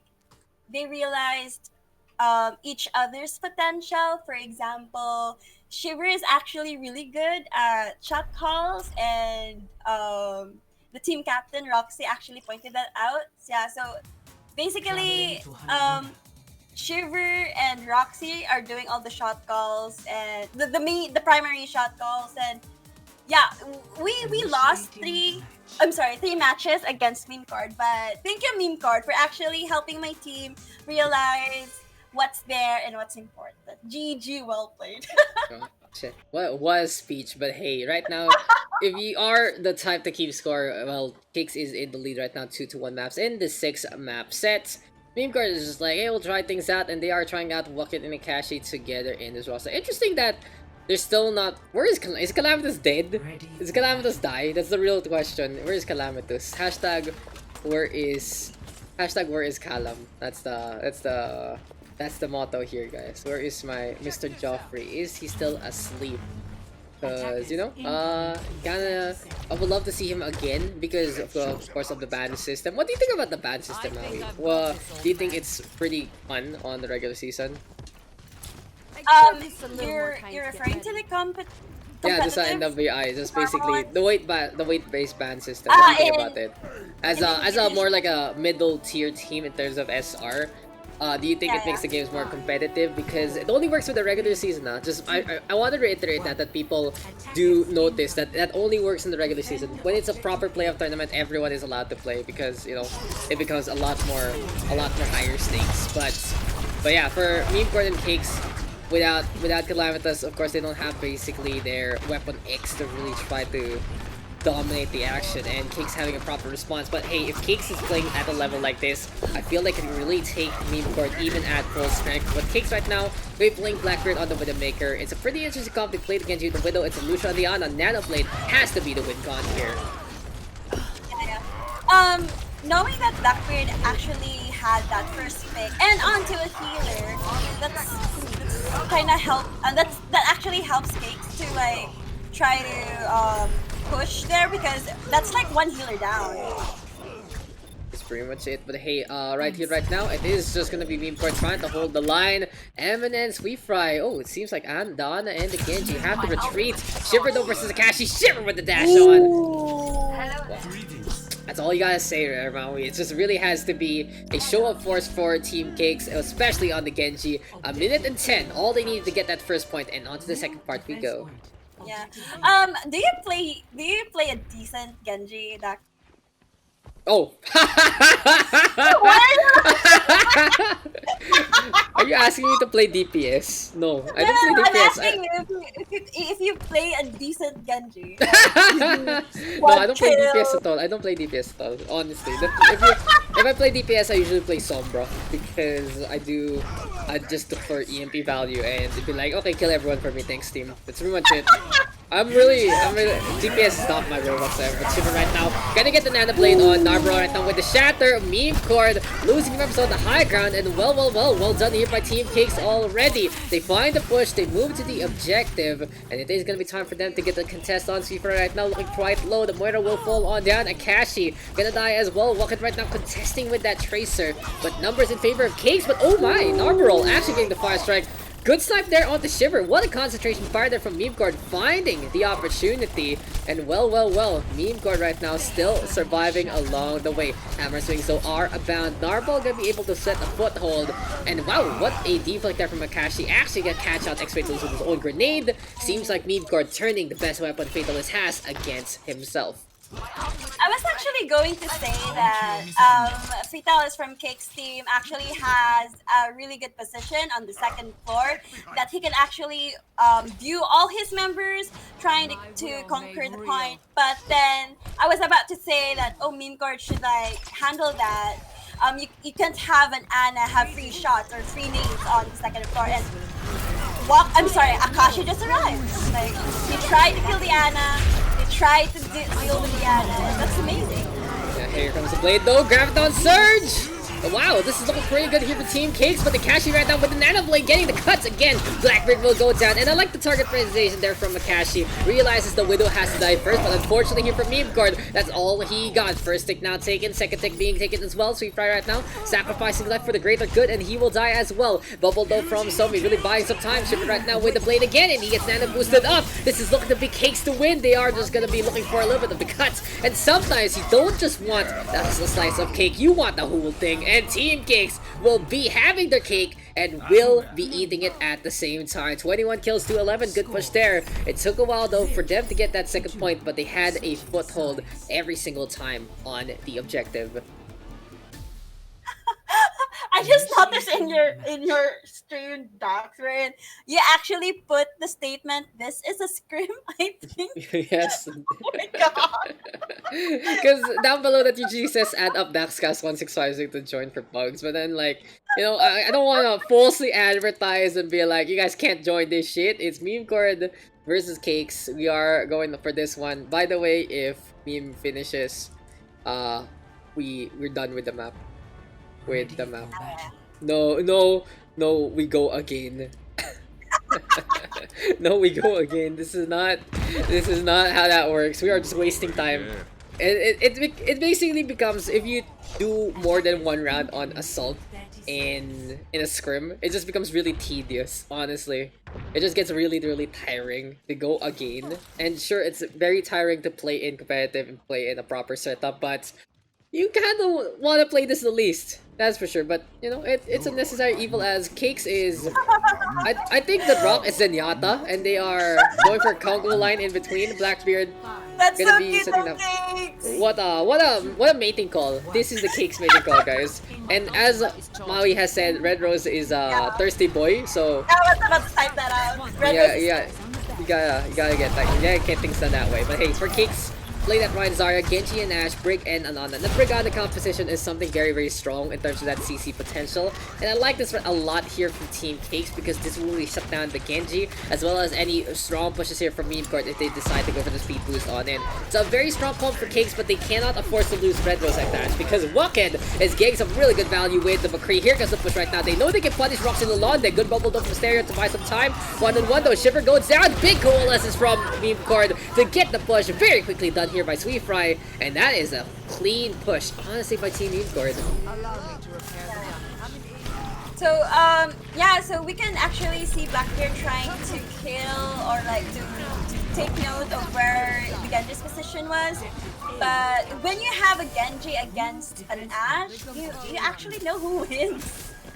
Because it for me, if you have to like as an Ashe, if you want some decent shot, you've got to have that scope in. And knowing that Genji is too mobile, you can't really have that scope in if you get to. It's a little difficult to really hit the Genji with the Ashe because compared to like the McCree, who does have a proper tool with the flashbang, it's a little more difficult. And you know what, Coach got to get on the way. Dynamite might hit, but it still isn't reliable. But hey, at least here for Team Cakes, if that matchup specifically isn't happening, they are going to be looking proper. They do go for the Lucian instead, and bio grenades are Mr. Fatal is his bread and butter. Going to be a good way to deal with any kind of push here from Memecord. Roxy able to hold the line. High ground taken here by Cakes, and since they do have the hit scan, they want to keep at it on the 3rd floor. Okay, I'm actually looking forward if Wak can be able to like pull off a decent high noon on 2K since his ult is ready. Okay, we can witness it right now. Gonna beat barrier. That is the shatter there. Sound barrier though into play. Shiver right now with a beat blade, and this might be Cakes going for the beat down. Goes flashback though for Buckets. That's not gonna be enough. Shiver still surviving.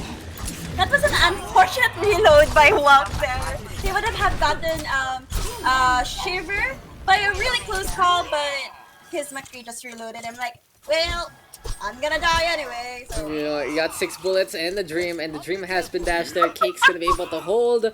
Pretty solid stuff there, honestly, from Team Cakes. They were able to figure things out on the fly. Soundbite from Red Rose, absolutely essential, and Blackbeard getting a frag through the tree and takes care of Sweet Fry is just gonna hurt Memecord and their time back a little more.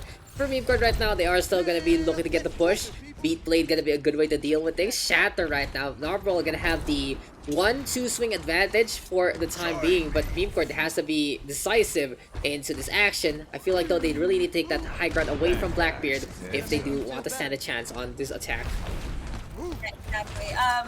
What do you think of Buck trying to 1v1 a Widow, Daks? Like, Buck was like waiting in the corner and just like tried to see or tried to snipe Blackbeard's head with his magnum. But what do you think of a 1v1? Well, I think, you know, it really boils down to player's skill, and I'll answer that in just a bit, but as Kings right now does get the push on, they went for the Shatter Warfare. Roxy got his first, and Memecord was like, never mind, we're not gonna do it. So, back to your question, what's the specific matchup we're talking about again?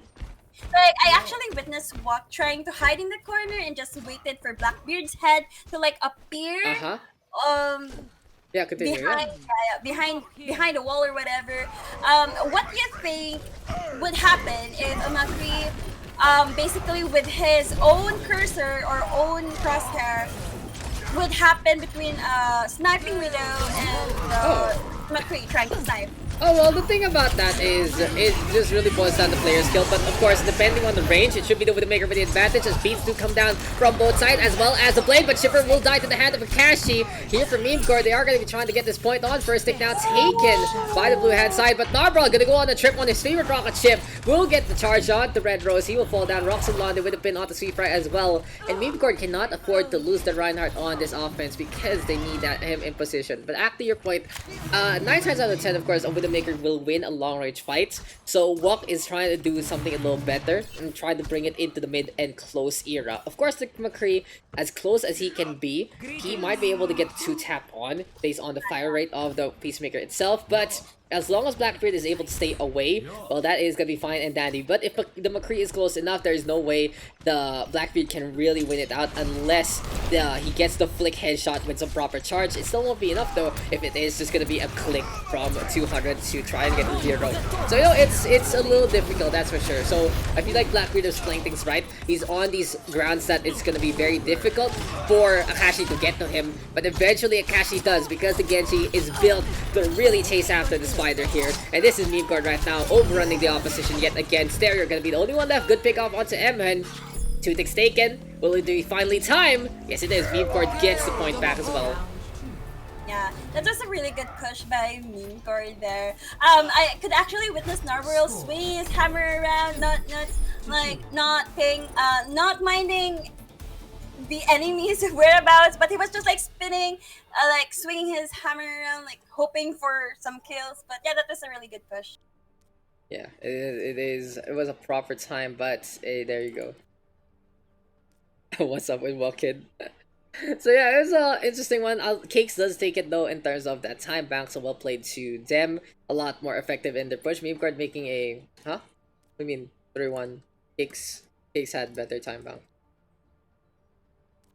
Okay, Cakes had better time bank. Oh. Cakes has a better time bank. No. So wait, not count. Time is 5:41. What? What the fuck, Roxy? Okay. So it's 31 now. It's 31 now. What? What the fuck? Route 66. What the fuck did I just notice? What the fuck did I just notice? King's Row best map. Yeah, free pick. We got Route 66. So usually you pick one of each map type in a scrim, and then the last 2 picks are whatever. And usually you end it on control as well. So yeah, scrim etiquette, guys. Scrim etiquette. That's just right much how it works. Back to my point though on that map, Memecord had to figure out a lot of things. They were losing out in proper brawls. Roxy as well as Red Rose doing a lot of work there. Stereo as well with all the bubble play. And I feel like for Cakes, they have a pretty good advantage in that regard. Able to hold on to that high ground. But Memecord changed things up. And since they have Akashi on that Genji, really pressuring Blackbeard to play all the way in behind. Not the proper sightlines there. Till the tail end. And since the shots weren't connecting, well, that was Memecord's time to open up that door. But hey, another good map there. Cakes still with a better offense. And we are going to go into map number 5. So we are actually winding down again. I have a very curious question, Dax, if you don't mind. Go lang. What's your favorite map and what's your most hated map? My favorite map is for each map type, my favorite map is I love Hanamura, honestly, on Assault, but it's just because I hate everything else even more. I love Ilios. Ilios is one of my favorite control maps. And then on Escort it's Rialto, and then on Hybrid it's Hollywood. Those are my 4. And the maps I hate the most, I hate Temple of Anubis with a passion. Like, absolutely. Yes, I hate too. Temple of Anubis. Like, I really hate Toa. For many reasons, not just because of Team PH shenanigans, not because of that, but from the very start of the game, I always hate seeing Temple of Anubis. I don't like... On Control, I like them all, but I think the one I like the least has to be Nepal. Honestly. For Control, like, if you have to make me pick something I don't like, Nepal is the one I like the least, but I like them all. They're all on the positive end for me.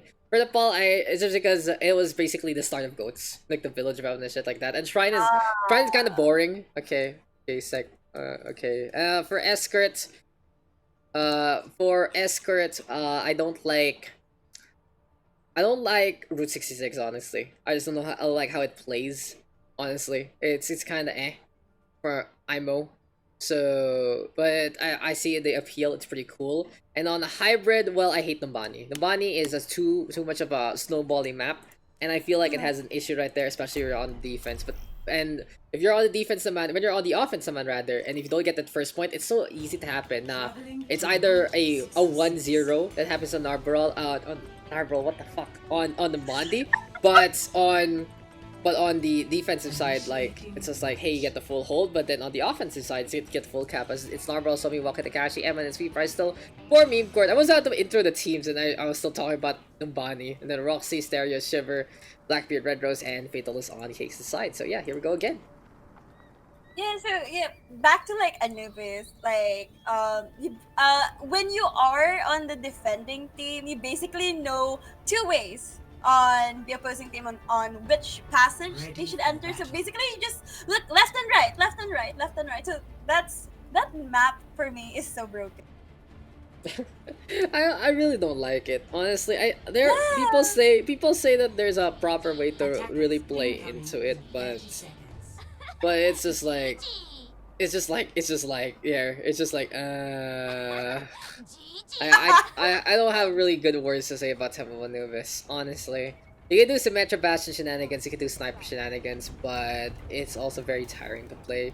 In the end, you just want to play Mei and just want to wall people off, and you know, and just bring in a little bit of cold in the heat.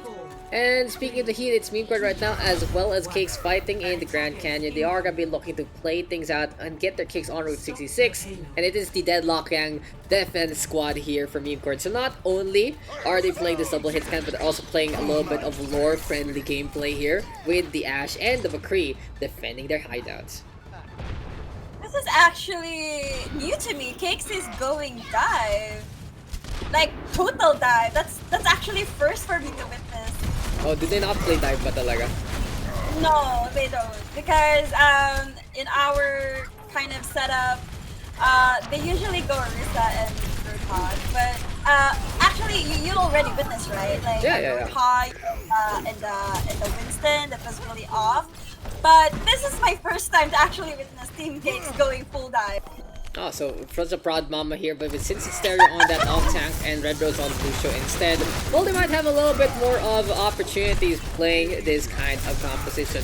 So we're gonna be practicing that here and now, and Narbral and Somi do have to respond in time. Big nade there from Fatal is pressuring Narbral, but Memecord is still able to hold the line, and here goes the drop down play, which Narbral should be able to dominate, hammering on away against Stereo. Both sides getting a little bit of ultimate charge there, and now the Shatter is available. Seems like Memecord though playing the map and the Onyx together, going for the top up. They have to be very careful because it's Blackbeard getting the angle on, and he gets a headshot onto two. Yeah, I actually commend Shiver for trying to peel Vitalis. He witnessed Somi. He witnessed Somi going for Vitalis, and he was like, "Nope, I'm going to protect my favorite healer in this map." And yeah, so he basically helped Vitalis live through another day. Another day, another dollar, and well, Fatal is given another chance to get the blade on, getting the Nano Blade on with Mr. Shiver himself. But Blackbeard right now fragging out again. Sightlines are abound, and Blackbeard is just getting such good hits. Finds the angles, finds the sightlines, needs to get rid of the eye field, but he has been a headshot machine so far. 6 kills to his name. And it's absolutely great for Blackbeard. Like he trying to get angles, and once the opposing team actually knows where he is, he actually moves so that the opposing team wouldn't know where his fixed position would be. That's actually a really good widow setup as a widow maker. That's true, this is all about finding— oh, Roxy, you gotta be careful, don't fall down. Somi gonna get booped instead. A little bit of a reset there, but at the same time, seems like this is gonna be the payload being pushed already by Team Cakes. Memecord trying to come on back and contest that last part of the cavern.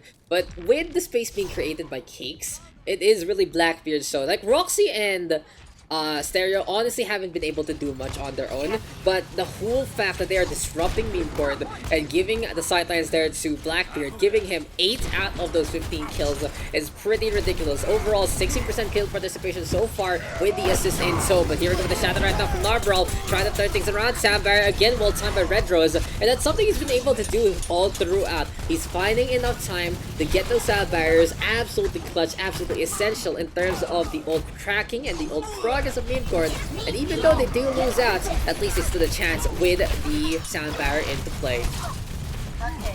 Yeah. So basically, knowing that Wok is trying to go for the healers first, but little did he know that Blackbeard is actually doing all the damage against their healers. When you have like a Genji and a free Widow, you basically want to get that Widow first before Widow gets all the kills. Look at Somi! And everyone sees Somi.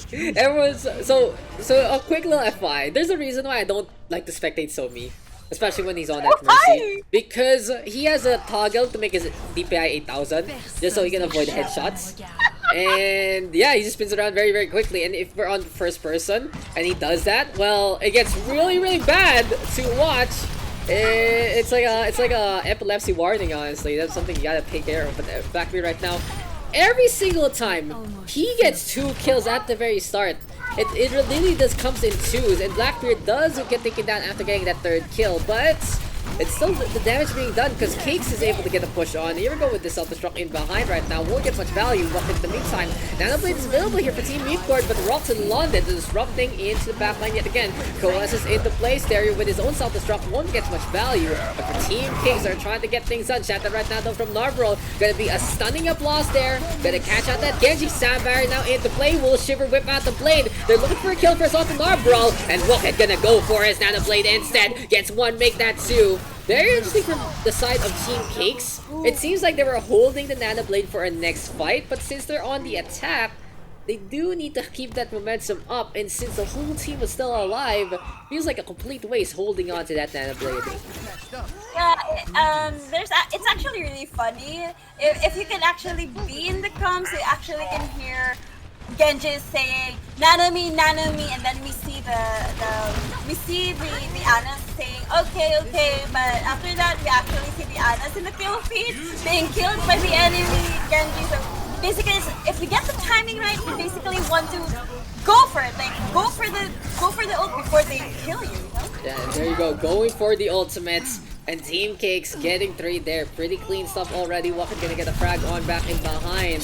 That is a good pickup onto the Lucian, but this might not be enough because Stereo is really putting in the hurts and putting in the work. But finally gonna go down. Somi will get DMAC as well. Good front line here from Roxy Londa getting the zap on.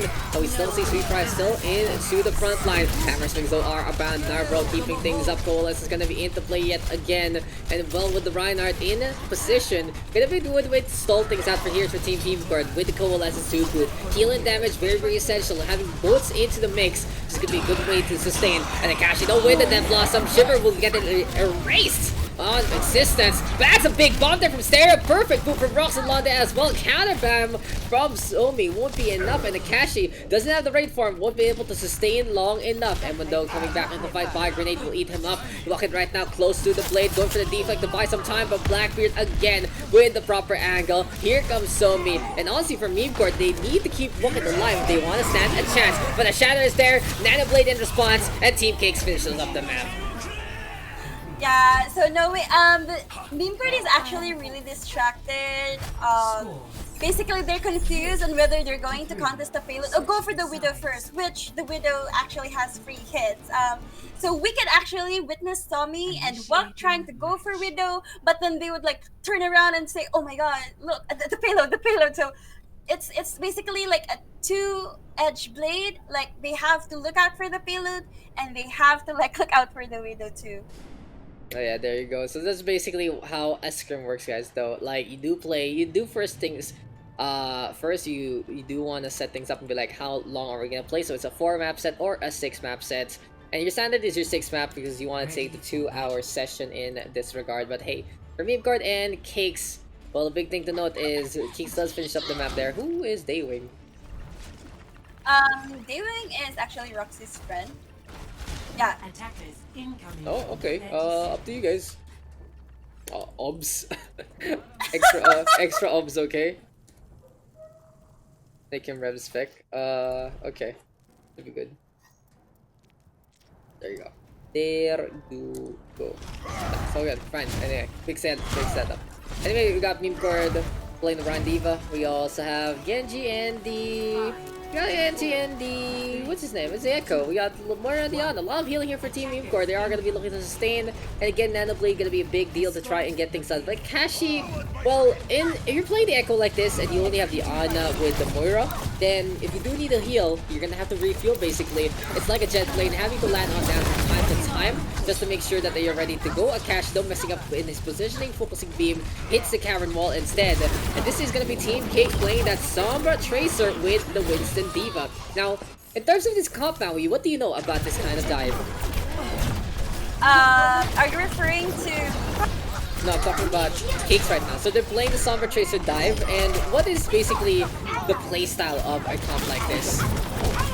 I think you have to like play passively, wait for the hacks, and wait for if there is a successful hack, you go dive for that hacked person, and you basically can get the free hit. Yeah, it's pretty true. That if you do get the hack on, you are gonna be able to basically play in a big advantage. But at the same time, if you do play aggressively, your Sombra needs to be in position. So you want to wait for your Sombra to infiltrate. And the biggest counter to this comp actually is playing the Torbjorn instead. And that is why Torbjorn does get some playtime in the Overwatch League, especially counter out this comp because the Sombra gonna have a hard time to really get things done. Molten Core also has a really strong ability, so you can be more versatile in that front as well. But hey, here comes Darren right now with the self-destruct into Toad. Does get 3! Another big disruption there from Roxy. Like, we're seeing Stereo get these big bombs. It's because of Roxy's work as well. The Winston being such a proper bother, enough to really disrupt those lines, and Memecord beat him back yet again. So Saw me on the payload! Goodbye. The stagger, absolutely huge there from Team Cakes. Wasting more time on Memecord's side, and they have a 30 kill advantage. Just take note of that, guys. And one thing, there's a big stat right now, Maui. Do you see it? Yes, I see it. What is it? What the hell? I didn't notice it up until now. So what is it, Maui? What is it? Like, is this a math question? It's not even math, it's just something very obvious. It's a big fat 0, but oh my god, Shiver gonna get 5 with that EMP. It's Team Kicks right now with a push again. They do see the opportunity to try and shut down that Reinhardt, and goodbye Narbral. You are gonna get erased there. Stereo gonna be on the board as well. Blackbeard right now looking for things to get done, and Team Kicks with a proper EMP play. But yeah, back to Stereo. Look at how many deaths Stereo has, Maui. Yeah, exactly. That's a big egg. That's a big egg right there. Well played. Well played by the Diva. Really surviving as Baby Diva at the most. And honestly, Stereo doing a really good job at keeping protection on. Has already taken 11,000 damage. Even more so than Roxy. But hasn't died yet. Has been on the uptake, on the uptime for so long. We got Roxy though now giving chase against Akashi. The McCree force back. And Memecord is running out of time. Time does go by very quickly. And Memecord right now only has a minute left. They are going to eat the fire grenade again. Rocket has the blade in hand. And he's going to try to get into the back line. But eventually as the Ana falls, Shiver with the counter kill again. Team Memecord still not going to have enough firepower into this one because Roxy is just jumping around. For Roxy though, very important to get that prior range in time. So we get to shut down instead. Stereo again with a bomb! And oh, that's another triple kill! This time, it's all Stereo's work. Narbral's Free Fire and Emma will all go down. And Memecord gonna have one last chance to try and get this push.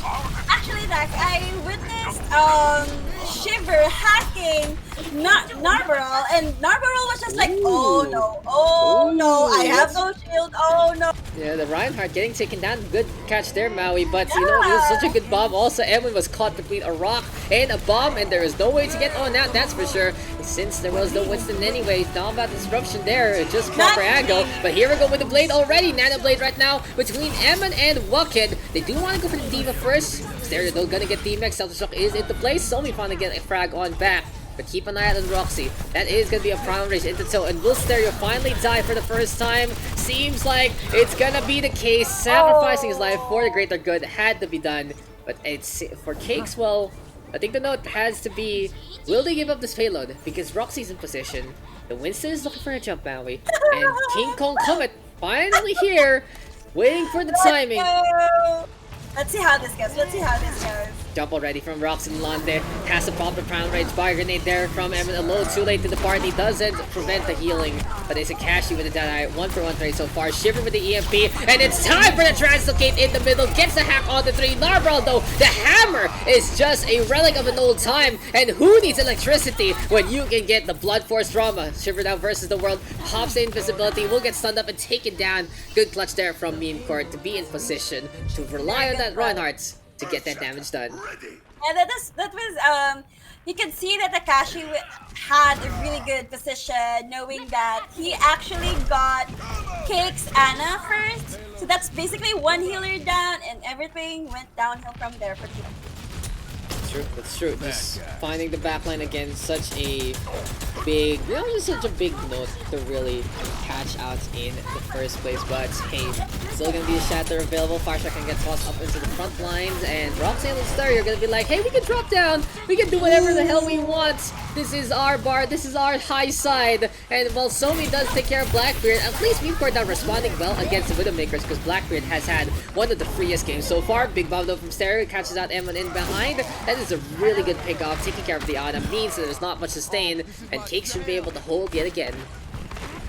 Yeah, we still have like less than 2 minutes for Team Cake. Let's see how Team Cake is going to hold this payload, knowing that if Memecord will be able to push through with this one, that's another clash, another team fight. But we all know that Team Cake didn't reach the third point. Yeah. So Maui, I'm gonna ask you something real quick. Call the fight, because I'm gonna let my cat out. Since it's not a broadcast anyway, just do what I do. You got this. Okay, start talking. Okay, we can actually see an opening Genji by Wook, and we haven't seen any bomb kills by. Okay, Daks, I need you here. Hi guys, hi chat. Personne n'échappe à mon regard. That's really good hold by Team Cakes. And they failed to see what hiding in the back line. Can we actually see Blackbeard doing hook shots? That was pretty good, I didn't hear it, but no, you did great. We'll just say you did great, and once I watch the VOD, then I'll find out if you actually did great or not. Don't worry about it. So love the cat out, and it seems like the cat is out of the bag because Memecord is running out of time. They have one last clash, they still have the Shatter as well as the Deadeye, but Akashi gonna get on the board there. Somi with a kill onto Shiver with a sliver of HP, and hey, Fatalist turned around to get that hit there. Self-destruct though, toss on that, can stare and get the big bomb, doesn't happen. Somi instead though, with the kill onto Diana, and overtime ticking on down. Memecord right now having a last-ditch effort, having a last chance to get this push on, and it seems like they are gonna get the wipeouts at the tail, and final push there from Memecord, really getting some value. They find the pick-offs very early, but here comes Shiver, catching out Rocket, didn't pop the deflect in time, probably didn't happen. Blackbeard in the meantime, onto the high ground, but the Akashi is there as well, and Memecord brawling for their lives. They still have the Shatter, they take care of Roxy, they swat the Winston away, and that's enough for Memecord to finish up the second points. Yeah, so yeah, to be honest, Cakes was actually trickling there. We can actually see them struggling with the contesting, but they still have a chance. If Pick failed to like get the picks first against, because Tommy's doing a mighty good job trying to protect his teammates against free hitting Widow. That's true. I was about to say window. The window just smacks into you.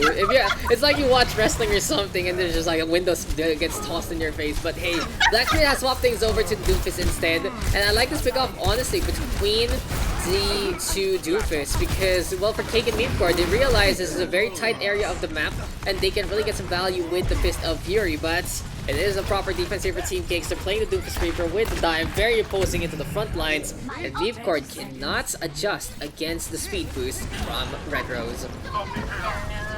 So we basically can see 3 ults ready from Memecord and 4 ults ready from Cakes. I'm sorry, 3 ults. Makes the 3 ults because Roxy just used her ult. And let's see how this goes. It's a battle of the ult.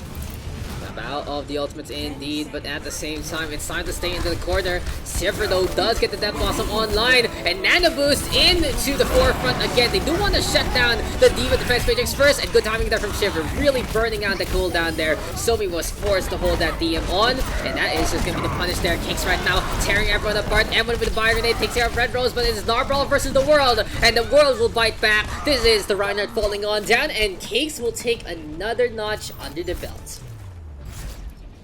That was well played for Team Cakes, and also a really good clutch. We can actually see a really good clutch from Team Memecord, knowing that they actually clutched 2 points. Did you notice that, Daks? They actually clutched 2 points on overtime. Yeah, overtime pushes. That's it was a pretty impressive affair. They really tried to get things done, and in the end, it got them a little bit of value. But you know, when going gets tough, things get tougher, and Cakes is able to really get things done. Well played that to Cakes, as we are gonna go into our last map. Yeah. I'm actually looking forward to what. Oh, we can see Blackbeard. Goodbye, I Blackbeard. think he's gonna recall. Airplane lobby up. What's happened? What happened to Blackbeard Maui? Where is he? Where is he? I think we had an interview that Blackbeard is really busy. Do you remember that? We had that interview. Yeah. So yeah, I think that's the same engagement with Blackbeard. True, it's true. Where were we? Where are we at, boys? Where are we at, boys and girls? I'm just checking something out. Can't watch the stream now. Is it Alexi? Does Alexi play DPS? Yeah, she can actually pull such a big punch as Junkrat because Oily Beer taught her how. So that's yeah, she can actually pack punch.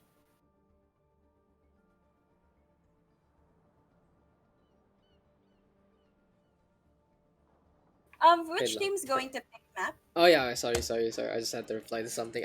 Cakes free pick. There you go. There you go. I was just had to get to that real quick as I attend to something since we were just some fun here. And last map for this 6 map set. We are almost at the 2 hour mark, so yeah, tama lang. We're doing great. Kings Row. Kings Row. I don't know plays Kings Row. What a surprise that we are gonna get Kings Row. I'm like, wow, Kings Row. What an original pick. You know, Everyone loves Kings Row. everyone plays Scrim's Row exactly.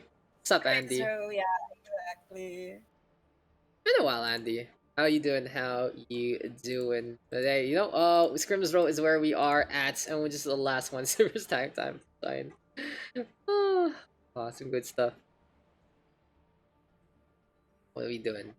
What doing, guys? What are we doing? So you guys don't know about Andy, Team Ireland community lead. It's such a big time redditor as well. Yeah, I'll say as our average of teams. This is just Diamond. Since basically right, we have the thing going on that's the New Wave Invitationals. It's a local league here for the PH scene, just to really bring things up on in terms of the skill level and well, we usually do that at Tuesdays and Thursdays at 8 p.m. GMT plus H, which should be around the afternoon in Europe time, somewhere there. But this is just out of nowhere. So, and what happens is basically, let me swap some roles real quick. We got Red Rose on DPS with Shiver, okay. Shiver tank, Red Rose DPS, stereo support. There you go. So, yeah, back to my point. We do that usually Tuesdays, Thursdays, but today is a very special thing because I just got dragged along by 2 of our teams who do want to scrim, and then I just got brought into the lobby, and then I got brought into cast, and now the manager slash coach of Team Cakes is also brought in right now. So it's a lot of things just suddenly happening. So this is such This an was important. actually really spontaneous. I was actually only expecting Memecord and Cakes to be there. No Daks, no Billy, no Fascinate whatsoever. I was really surprised. Yeah, and that. So this is also alongside the pugs I hold on Mondays and Wednesdays. So I have like a half of my week is usually Overwatch. And then the other 3 days is one is usually for rest. This is the rest day that suddenly just gets turned into anything else. I do dedicate. I do have 1 day for StarCraft 2, and I have 1 more day for Valorant. So it's an interesting schedule, right? Like, what is it? Monday is bugs. Tuesday is the invitationals. Wednesday is bugs. Thursday is invitationals. Friday is the day I get to chill out. Saturday is usually StarCraft, and then Sunday is Valorant. So, you know, that's pretty good shit. That's a very busy schedule. That's why I said, guys, I do want to shy away from like the backstage stuff and just really focus on prod and casting because it is very tiring. So I do this like 6 times a week now, sometimes even 7. So you know, it really is a job from time to time. It is what it is. That's life. And thank you guys for just letting me sleep. Just let me sleep. I was about to say that. Yeah, but despite your busy schedule, yeah, you should go get some rest. You should go sleep. You deserve that, Dax. Yes, The you know. chat knows you deserve that, Dax. Oh my god, I'm gonna take a nap then. So Maui, it's all up to you. Solo cast time. No, Oh, good. the only words I can actually say during like the analysis casting is like nice, nice. Oh yeah, nice. Big bombs, big bombs. Big bumps indeed. Wait lang. Using nga natin to. Still go in the red. I've been trying to fix Maui's volume. Sometimes she's so weak, sometimes she's so loud. And I'm just like, where the fuck do I put you, Maui? What kind of volume do I put you in? What kind of volume do I do? It must be something wrong with my mic. No, then, it's not or- your mic, it's your modulation, honestly. Because sometimes you're just like, hi, I'm Maui, I'm cute. And then, and it changes. It's just, yeah, you gotta figure out where you want to be, Maui. You gotta figure out who you are. This is real. This is me. Yeah, I'm exactly it's where I'm really supposed to be. difficult to figure out who I am. Yes. Either you I'm know. straight or gay. I'm just kidding. I've always been this kind of girl. I don't know how that song goes, honestly. Camp Rock. That has been forever. So where are we at? Always be this kind of girl. Oh, Crown. You guys are the kings and queens here, okay? Don't me. I'm just here to show up. Oh, I thank you for your love. I still say dead game. The duality of man. Honestly, it's pretty. It's on. Okay, let's get into Taken R. Ang tawag dito. Let's talk about that whole dynamic actually of Overwatch. As we get into the game. Yeah, let's get into the game. You guys stop flirting with me. Okay, so honestly, like real talk, ah. Dead game. This game is dead, and honestly, the PH scene, it's everything that pretty much revolves around Overwatch right now. Is basically through me. Not gonna lie. Like this isn't even flexing anymore. Like in all honesty, right? And I'm glad that people were signed into the NWI, to New Wave Invitationals, because hey, dead game, not so dead. At least we have something between us, and it is a lot of fun to just be back in the local scene, right? Exactly. Yeah. I really agree with you. Knowing that if there isn't any events such as this, I would actually and officially call Overwatch a dead game. But you guys, the staff, Fascinate You, Yumi, and whoever is behind this this kind of events actually made the game alive again. So I'm so sorry, Dax, that you actually call this dead, but it's really, you guys are making it really alive, really improving Yeah. you're like Yeah. improving teams, improving friendship, sportsmanship, whatever. Yeah, Yeah, exactly. Dead game but Yeah, alive. live community. Yeah, I like that. That's pretty much it. The thing is, the support is hard. Like honestly, I do lock a lot of things between us. Like the new wave is locked for PH because the scene itself, especially Pacific scene, is a lot of question marks. Like Pugs. Like, I made the New Wave Invitationals because Pugs weren't just doing it. I do love giving everyone a chance to play in Pugs, but at the same time, you know, it's very overwhelming, especially for newer players. And the PH scene is more of an infant in many regards compared to the rest of the countries. And then when you get into Open Division, it's not even the Pacific scene anymore, it's either the Japanese or the Koreans winning everything. So, where do the Filipinos sit in? Nowhere. And there we go, we just do our own thing. And it's like, hi, we're not that good, but at least we are having fun together. And it is what it is. And since Odie's gone right now, there's nothing to do on the weekends for Overwatch, so yeah, whatever. Do hope, you know, when English broadcast of Contenders Pacific went, just give it to me already, Blizzard. Not gonna lie, just give it to me. But hey, we got Memecord right now, defending in the back line. They are gonna be setting things up on the right-hand side. We got the ball down of Shiver rolling around at the speed of sound. And the big thing to note is this Deep Cakes channeling in the fury of Inorisu, the strength of Oily Beer, as well as putting Stereo on the Lucio back where he belongs. So Deep Cakes with a different configuration here, and of course they are gonna struggle because their main DPS is on the tank role. They have their sub support on DPS, and yeah, Memecord should be able to hold this for a pretty good while.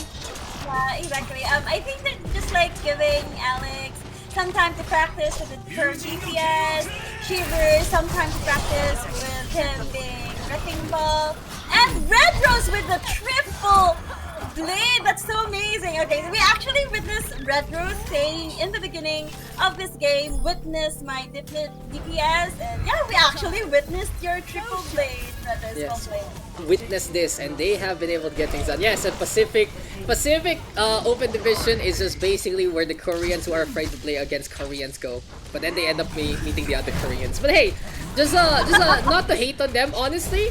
Some of them are really nice, especially the teams that want to broadcast. They're actually very, very nice, huh? Like, not gonna lie, it's really cute sometimes to see how they are at. But yeah, it is a sad state of affairs. Like, honestly, let's just talk about that real quick. I do want to bring that to the top, as this is a good mindset up there from Shiver.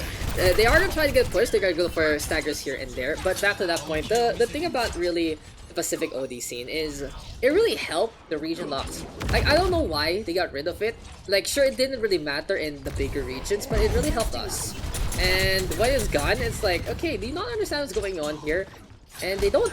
That's the thing. At least there's data centers now, so we can force the Koreans to play off the Korean server, to play Japan, and to play Taiwan, but it's still not enough. And in the end, I remember my Open Division Season 2 playoff broadcast as, oh, let me interrupt that real quick because there's a bomb in behind. So we gonna be able to get the push on, and this is for Team Memecord, now playing the Echo. So before I get back to my story, Maui, what do you think of this defense so far? They have the Nano Blade available, and they are playing that Echo. What do you think is the plan here for Team Memecord on this D?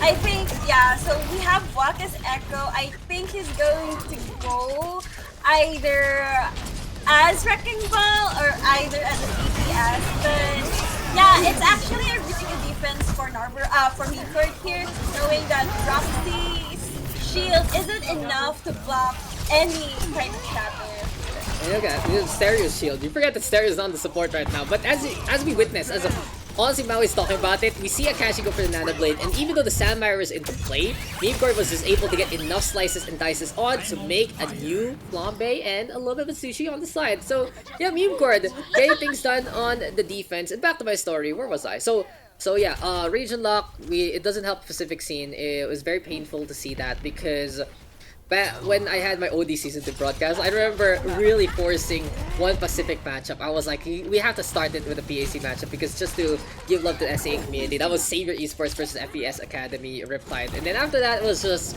Korea, one Japan, Korea again. And here comes, speaking the Japanese, it's Red Rose right now. Wait, the Nano Blade again. Seems like for Team Memecord, it's not about Red Rose doing a really good job on the Genji, but more on Memecord not doing a good job to counter this Blade because they're not really positioning themselves well to get on away. Red Rose does find the time, he does find the angles, and he's doing a good job at it, but it's more of a mistake here for Team Memecord rather than, you know, the success of Cakes, and they are getting punished pretty heavily by it, just not understanding how to play against a Blade like that. Exactly. I actually questioned Narbarel's choice on being Winston, knowing that Alex is on Reaper, and now finally Narbarel actually realizes this and he switched to Sigma. Mr. Feet. Mr. Feet, oh my god, here we go again. No, he's playing the skin without the feet though, so I'm good, I'm okay. But here comes the self-destruct now that toss by Somi. And for Memecord, I feel like they went on that dive deep. They played what? Reinhardt? They played something like a dive, right? Because I was busy storytelling, but basically, they're staying too long, they're trying to mirror, and here on King's Row, you can just dominate with Reinhardt. You can just properly position near that diva, and I feel like something happened. It seems like Shiver made a mistake, and you know what? Things happen by situations in the first place. But yeah, mines are available. Shiver right now. Gonna try again. Seems like it's a little bit of deja vu, but this time it actually is a success. In behind right now, but Narbarel gonna catch out Stereo. It's a very interesting composition for Memecord. They're playing the Sigma and the Diva. This isn't really what you'd expect from a comp like this, and Shiver is just gonna casually take those 2 kills because the mines were in place there. Really interesting. Really interesting for Cakes. For Memecord. Shiver's actually doing good. It's Wrecking Ball. I don't know what Inu thought Shiver, but yeah, we can actually witness Inu's name in the match chat. Yeah, I Yes, think you gotta get that love there. But for Memecord, Sigma Diva still. And the problem with the Sigma Diva, even though you have that CC, at the very least, you are not gonna have much of that barrier play. Especially with the nerfs on that Sigma. Well, it really has to be Narbrawl being adjustable with not only his positioning, but also his barrier placement. And see how quick that cracks against Alexine as well as Shiver. He's on the Roadhog right now. Softs things over to something a little different. Cakes though will just tank that one up. And I really question both the tank lines right now. Earlier on, it was Cakes with the aggressive dive. Oh, they move on over to their classic Eraser Hog, so I like this a lot better. And for Team Cakes now, they could be able to go fishing, but they still need to deal with Wucket who's flying on around. Wucket can easily vaporize that Roadhog as soon as the HP value is down below. Focusing Beam doing a lot of damage. Duplication can be very, very potent as well. And for Memecord right now, they are going to be to the front line yet again. Here comes the Flux though, trying to get the catch, and Narbrawl forgetting that because of the pass, you have to finish the cast, and you have to get the slam on. If you get CC'd, it will be a cancel there. Memecord wasting their abilities, but at least they're buying some time. Exactly. This is actually a huge move for Team Cakes right now, knowing that Team Cord dropped him. No, I'm sorry. It was Cakes. It was Cakes. You got I this, sat Maui. correct. I got this. I have the power of Daks right You're doing now. great. First time caster, by the way. But hey, we do have Sweet Fry now getting booped on the way. And I do agree with Andoy. Exactly. It's all about the supports. And we just didn't really get it because Korea is Korea and Overwatch League is full of Korea. That's pretty much it. It's, you know, at least NA and EU having a few of those community tournaments. We'll see if it's going to pick up again in SCA. We did it for a little bit last year, but it seems like it just stopped for challenges instead, which don't really mean much into the sphere of things. So it is what it is. So Red will get the mech though, Akashi with a dead eye, and it's time for overtime to take on down Roxanne though with the supercharger set again. Walking gonna fall 2-for-1 trade so far. This is gonna be Cakes trying to get the push through the corner, and Shiver putting in the low potency with the Roadhog.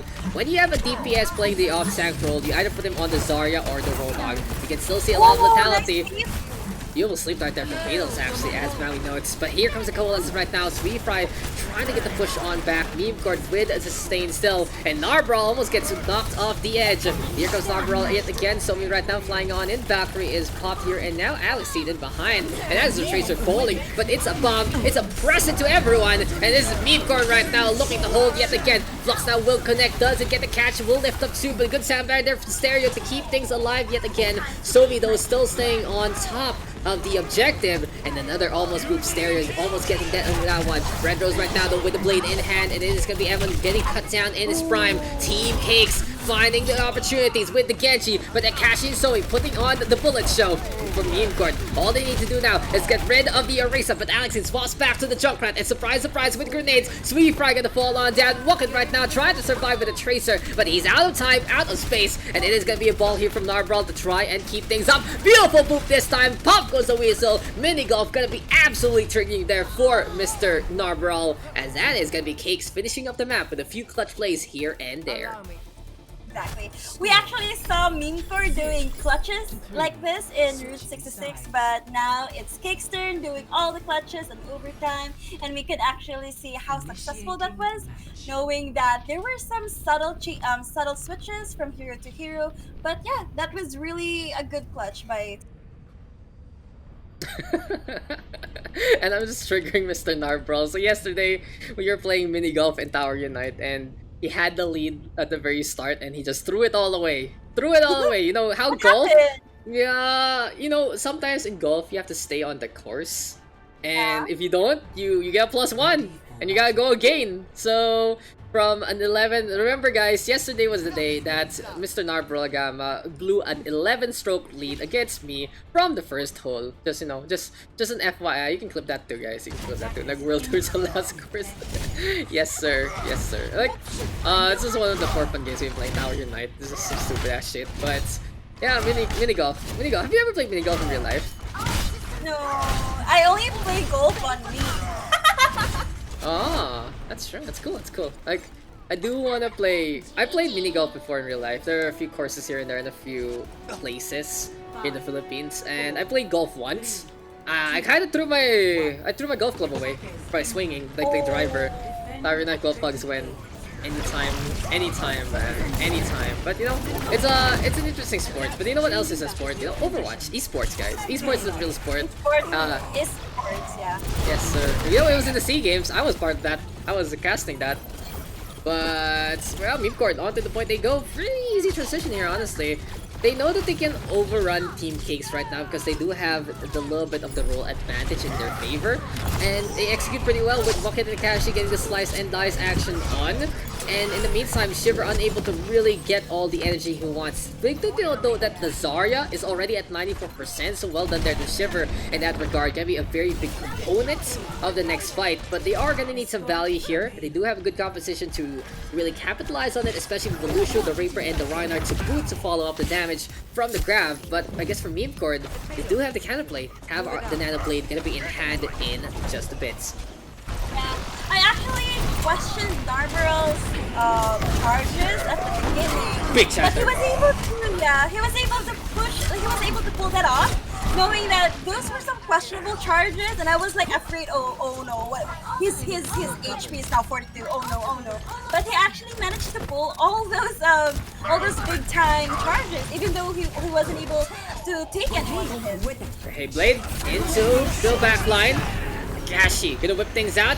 Nana Boost into play as well, and Akashi, you got a target, does get Red Rose instead. Finally gonna get the pluck onto the flower, but hey, for Memecord right now, still in a good spot to get the push on. Akashi instead working together to get rid of Fatalist. Drops in London, trying to get in the way. Alexei in the meantime on that Reaper. That Blossom gonna be in hand very soon, and in close quarters, the Reaper can really pack a punch. Akashi will take the punch there, and it is gonna be a welterweight championship going in favor of Alexei there, as Team Cakes holding the line, Bucket flying on around, and he's gonna go for it. Turns into Reinhardt, very ambitious here, taking a lot of damage, looking for the Shadow. Narbral though in the way. Here comes the Shadow right now, and the hammer down connects on the rocks of Lalonde. Alexei though in response with the Death Blossom, but the two barriers are enough with the Sound Barrier to boot. Make that 3. It's Team Memecord with a clutch play, reacting in time with the Echo trying to play hero. Exactly, knowing that there are double shields. There's Matrix, there's a shield. Second shield. Ult. Yeah, I know. Yeah, There's a second exactly. shield. There's a shield, there's a sound barrier, which is a shield, you got the DM, which is a shield. It's a shield fiesta, and welcome to Overwatch, guys. May I take your order? Narval though needs to survive. Fire Grenade is there into play, and yeah, you know, when I see Echo, I just think of Ben 10 basically. He's going hero, and he did play hero there. Beautiful shadow though from Rox and Londe as he finds the opening, finds the stun. Team Cakes with the advantage should be able to hold on to the second points. That was a really good shatter by Roxy. You can actually see that Narble charged forward, leaving his teammates very vulnerable to Roxy's shot. Yeah, there you go. Again, those charges are such a double-edged sword, and sometimes it feels like the pointy edge of the sword is pointed at you rather than the opponents. You know, it's a short stick on the other side. It can still kill, but it's such a big risk, and the reward sometimes isn't worth it. Huge nade again for Fatalist. We have seen him really find those offensive nade angles, and well done that Team Cakes to go for the ground search just to clean things up, and that's another subtle but pretty decisive victory here for Team Cakes. Memecord though, a big time back still, and the Nano Blade, as we said, win condition is in hand. What? So Roxy's saying 80 Celsius love. Oh no, that's really dangerous for a love. Don't die, guys. That's all I gotta say. Don't die. You can cook an egg. You can potentially cook an egg there. Actually, yeah. That's what I was about to say. Okay, you know what else is gonna craft though, Maui, real quick? It's gonna be these shields as Akashi with the Nano Blade. Fatalist! Akashi, how could you miss? How could you miss such an easy strike? You don't get the swipe, and you will pretty much die now in the middle line because that is Shiver with the Zarya having the big beam. Good sustain though. Sweet Pride trying to get in the way. He needs to get that speed boost. Just keep everyone alive, and seems like Memecord able to survive just a bit. So now gonna get overrun.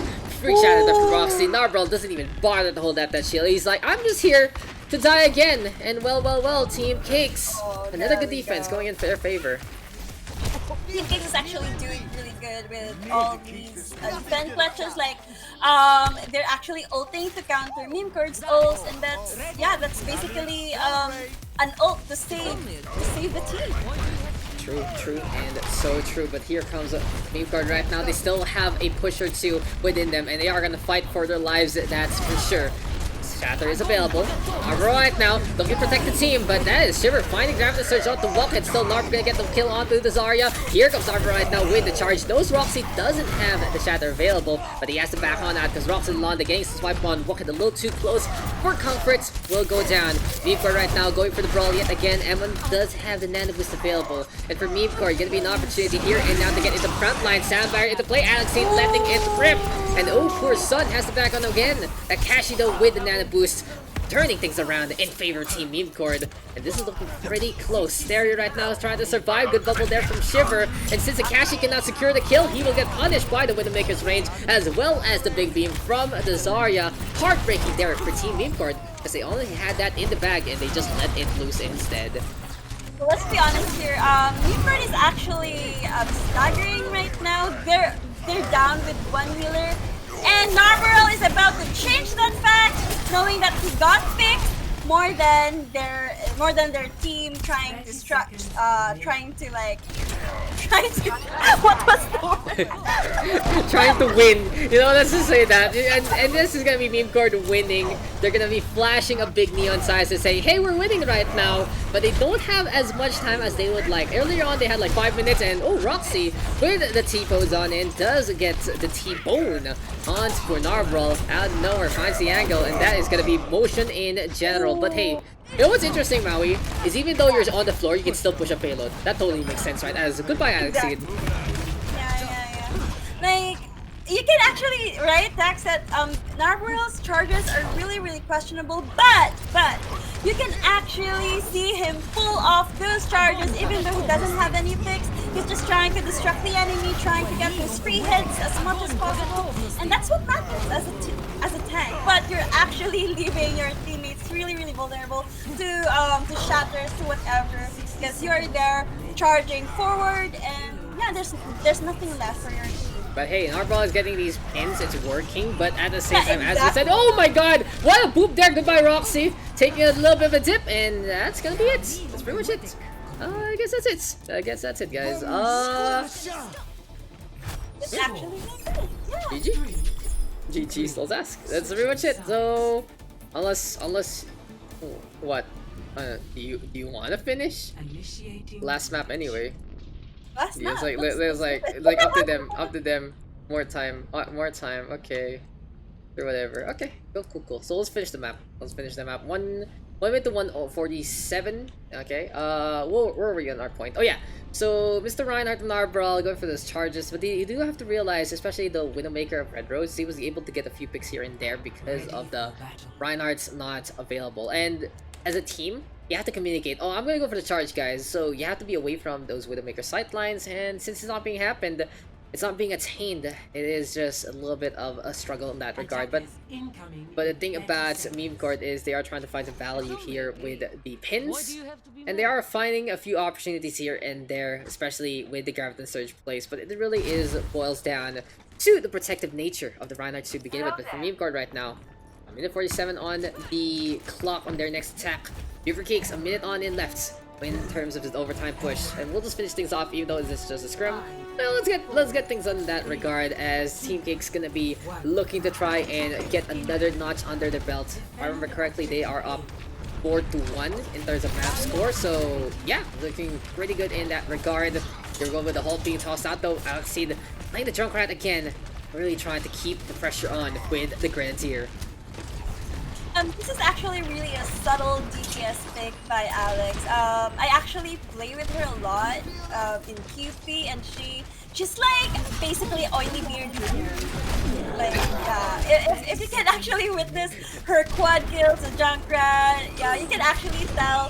Has Oily Beard been teaching you, or is it Oily a kid? I think it's a teenager. Oh, okay, I mean it's still kind of young, so. Junior. Interesting. The Weenie Hut Junior.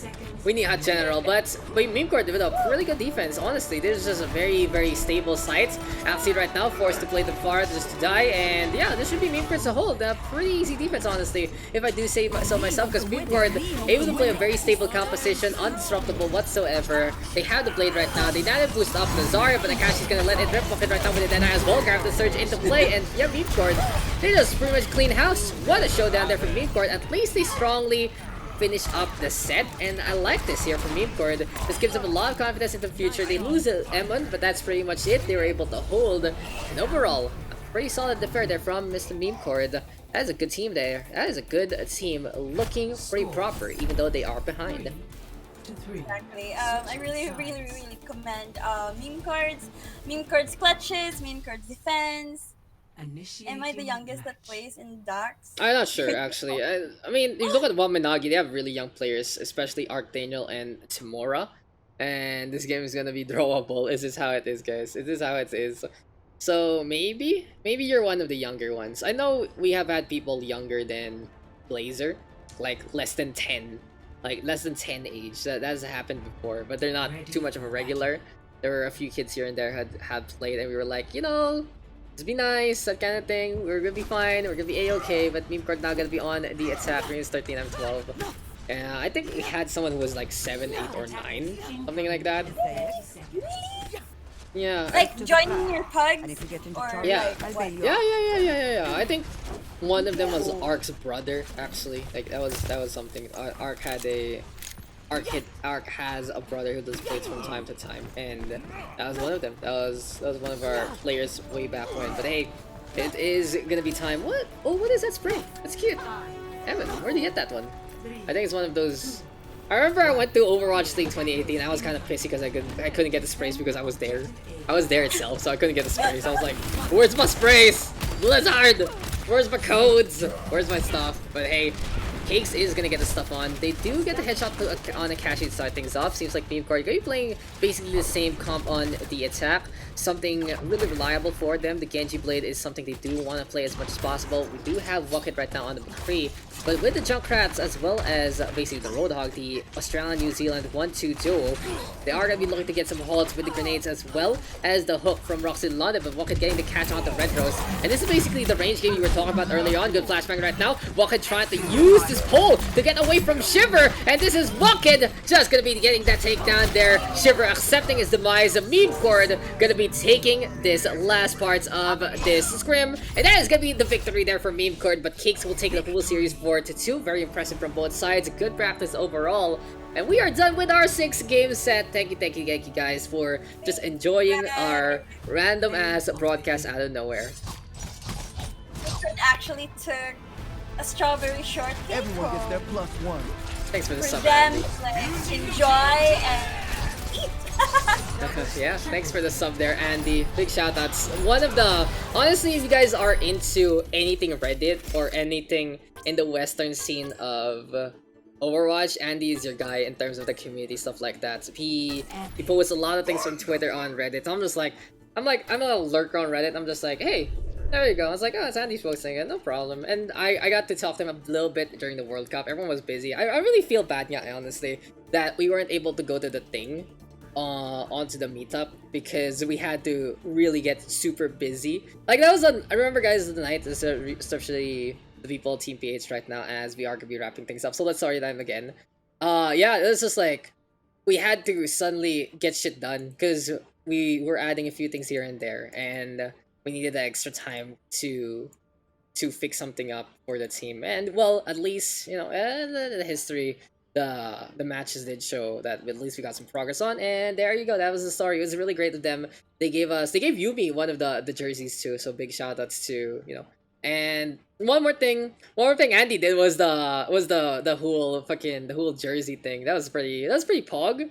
It was a good show of protest. I'm like, oh, that happened. I'm like, I don't think, you know, it's just you know, Blizzard sometimes, guys. Blizzard sometimes. But anyway, so Maui, let's wrap things up. How did you have fun?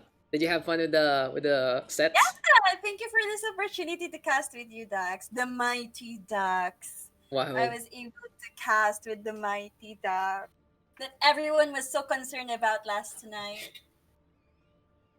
Yeah, they had the Cakes did a really good job. A lot of improvement. It seems like they were able to build on from what happened through through their match in the New Wave Invitationals, which is really good to see that kind of progress from our teams. And hey, you know, it was really solid. Are you proud of your team, Maui? Of course, I'm their mama. You are their mama. Manager coach Maui here is like, hey, can I cast? I'm like, okay, sure, whatever. Let's go. Fucking go. Let's do this. Let's fucking do this. And No, actually, I was just going. This is the story, Dax. I was going to say, can I observe the game and then I'm going to cast it on my own words. And then I saw your name, I saw Billy's name, I saw Fascinate's name, and I'm like, what is going on? So I decided not to like live stream it, but not being able to live stream it, you are there to like to have it's better. It's like you're giving me something better than me not being able to live stream it. That's what I'm trying to refer to. Yeah, yeah, it's Melons. Let's make Dax sleep again because as what he said, it's his rest day and he deserves it. I'm gonna stream pa. I'm gonna stream later tonight, pal. So I'm just like, I'm just gonna chill. I'm gonna cast some replays for StarCraft 2. Yeah, it's just a lot more chill today, and we just had some fun. I could just talk about stories, talk to Maui, talk to everyone in the chat, and there you go. If you guys want to have a little bit on, if you guys ever have any questions about the Pacific scene, you can just ask me, honestly. And you guys have been so solid. Thanks for the support. Thanks for the love. And well, so Maui, as a proud member of Team Cakes, I just want to ask, what's the future now for Team Cakes? This is the interview. This is an interview segment of New Wave Invitationals. What? Yeah, I'm actually. I'm not allowed to say Joe. Yeah. So Team Cake's attitude is really good. Like they actually want practices to be done. Like they don't want QP. They want scrims. They want practically anyone telling them what they're doing wrong, what they're doing right. Is that's what I really admire from them. Like they're really open to suggestions. They basically had Sun watch Yeah. over our matches, so that Sun would actually tell them what he did wrong, what he need to improve, which is really for me is a really good attitude for Team Cakes because they're really open to improvement. They're really open to suggestions and the like, which is I'm really proud. Yeah. Yeah, it's like solid stuff. Honestly, I love how Team Cakes is really improving. Hey, thank you guys for Thank just you. thank you guys for having us, and I'm glad that people hopped in. I was just like, fuck it, let's just stream it, let's just do it, and yeah, shout outs to Andy for the sub. Thank you guys for watching today. It was a really solid stuff. I'm glad that Team Cakes enjoyed their Mommy Jer basically cast for them. But we are gonna call it a night. I'll probably show up later again for StarCraft 2. It's a lot more subtle, it's a lot more serious, but if you guys are into that, well, it's gonna be a thing. And then we'll have our quarantine tournament again for StarCraft 2 tomorrow and on Sunday. Probably gonna be two tournaments tomorrow for StarCraft, and then we got StarCraft in the afternoon and Valorant in the evening, all GMT +8. So yeah, if you see me, if you want to know when I'm fucking live, just press that follow right there. Thank you guys for tuning on in. Thank you guys for coming. And we will call it a night here, ladies and gentlemen. Gonna be updating that subscriber sheet real soon as well. I'll see you guys next time. Hey Maui, you say goodbye to them. Bye guys, bye chat, and thank you, Doc, for this opportunity. Okay, see you guys. I'll see you later if you are gonna be interested to check out that broadcast. And yeah, have a good night, ladies and gents. Have some good dinner, have a good lunch wherever you are, and just have a good day in general. Stay safe. I'll see you guys later.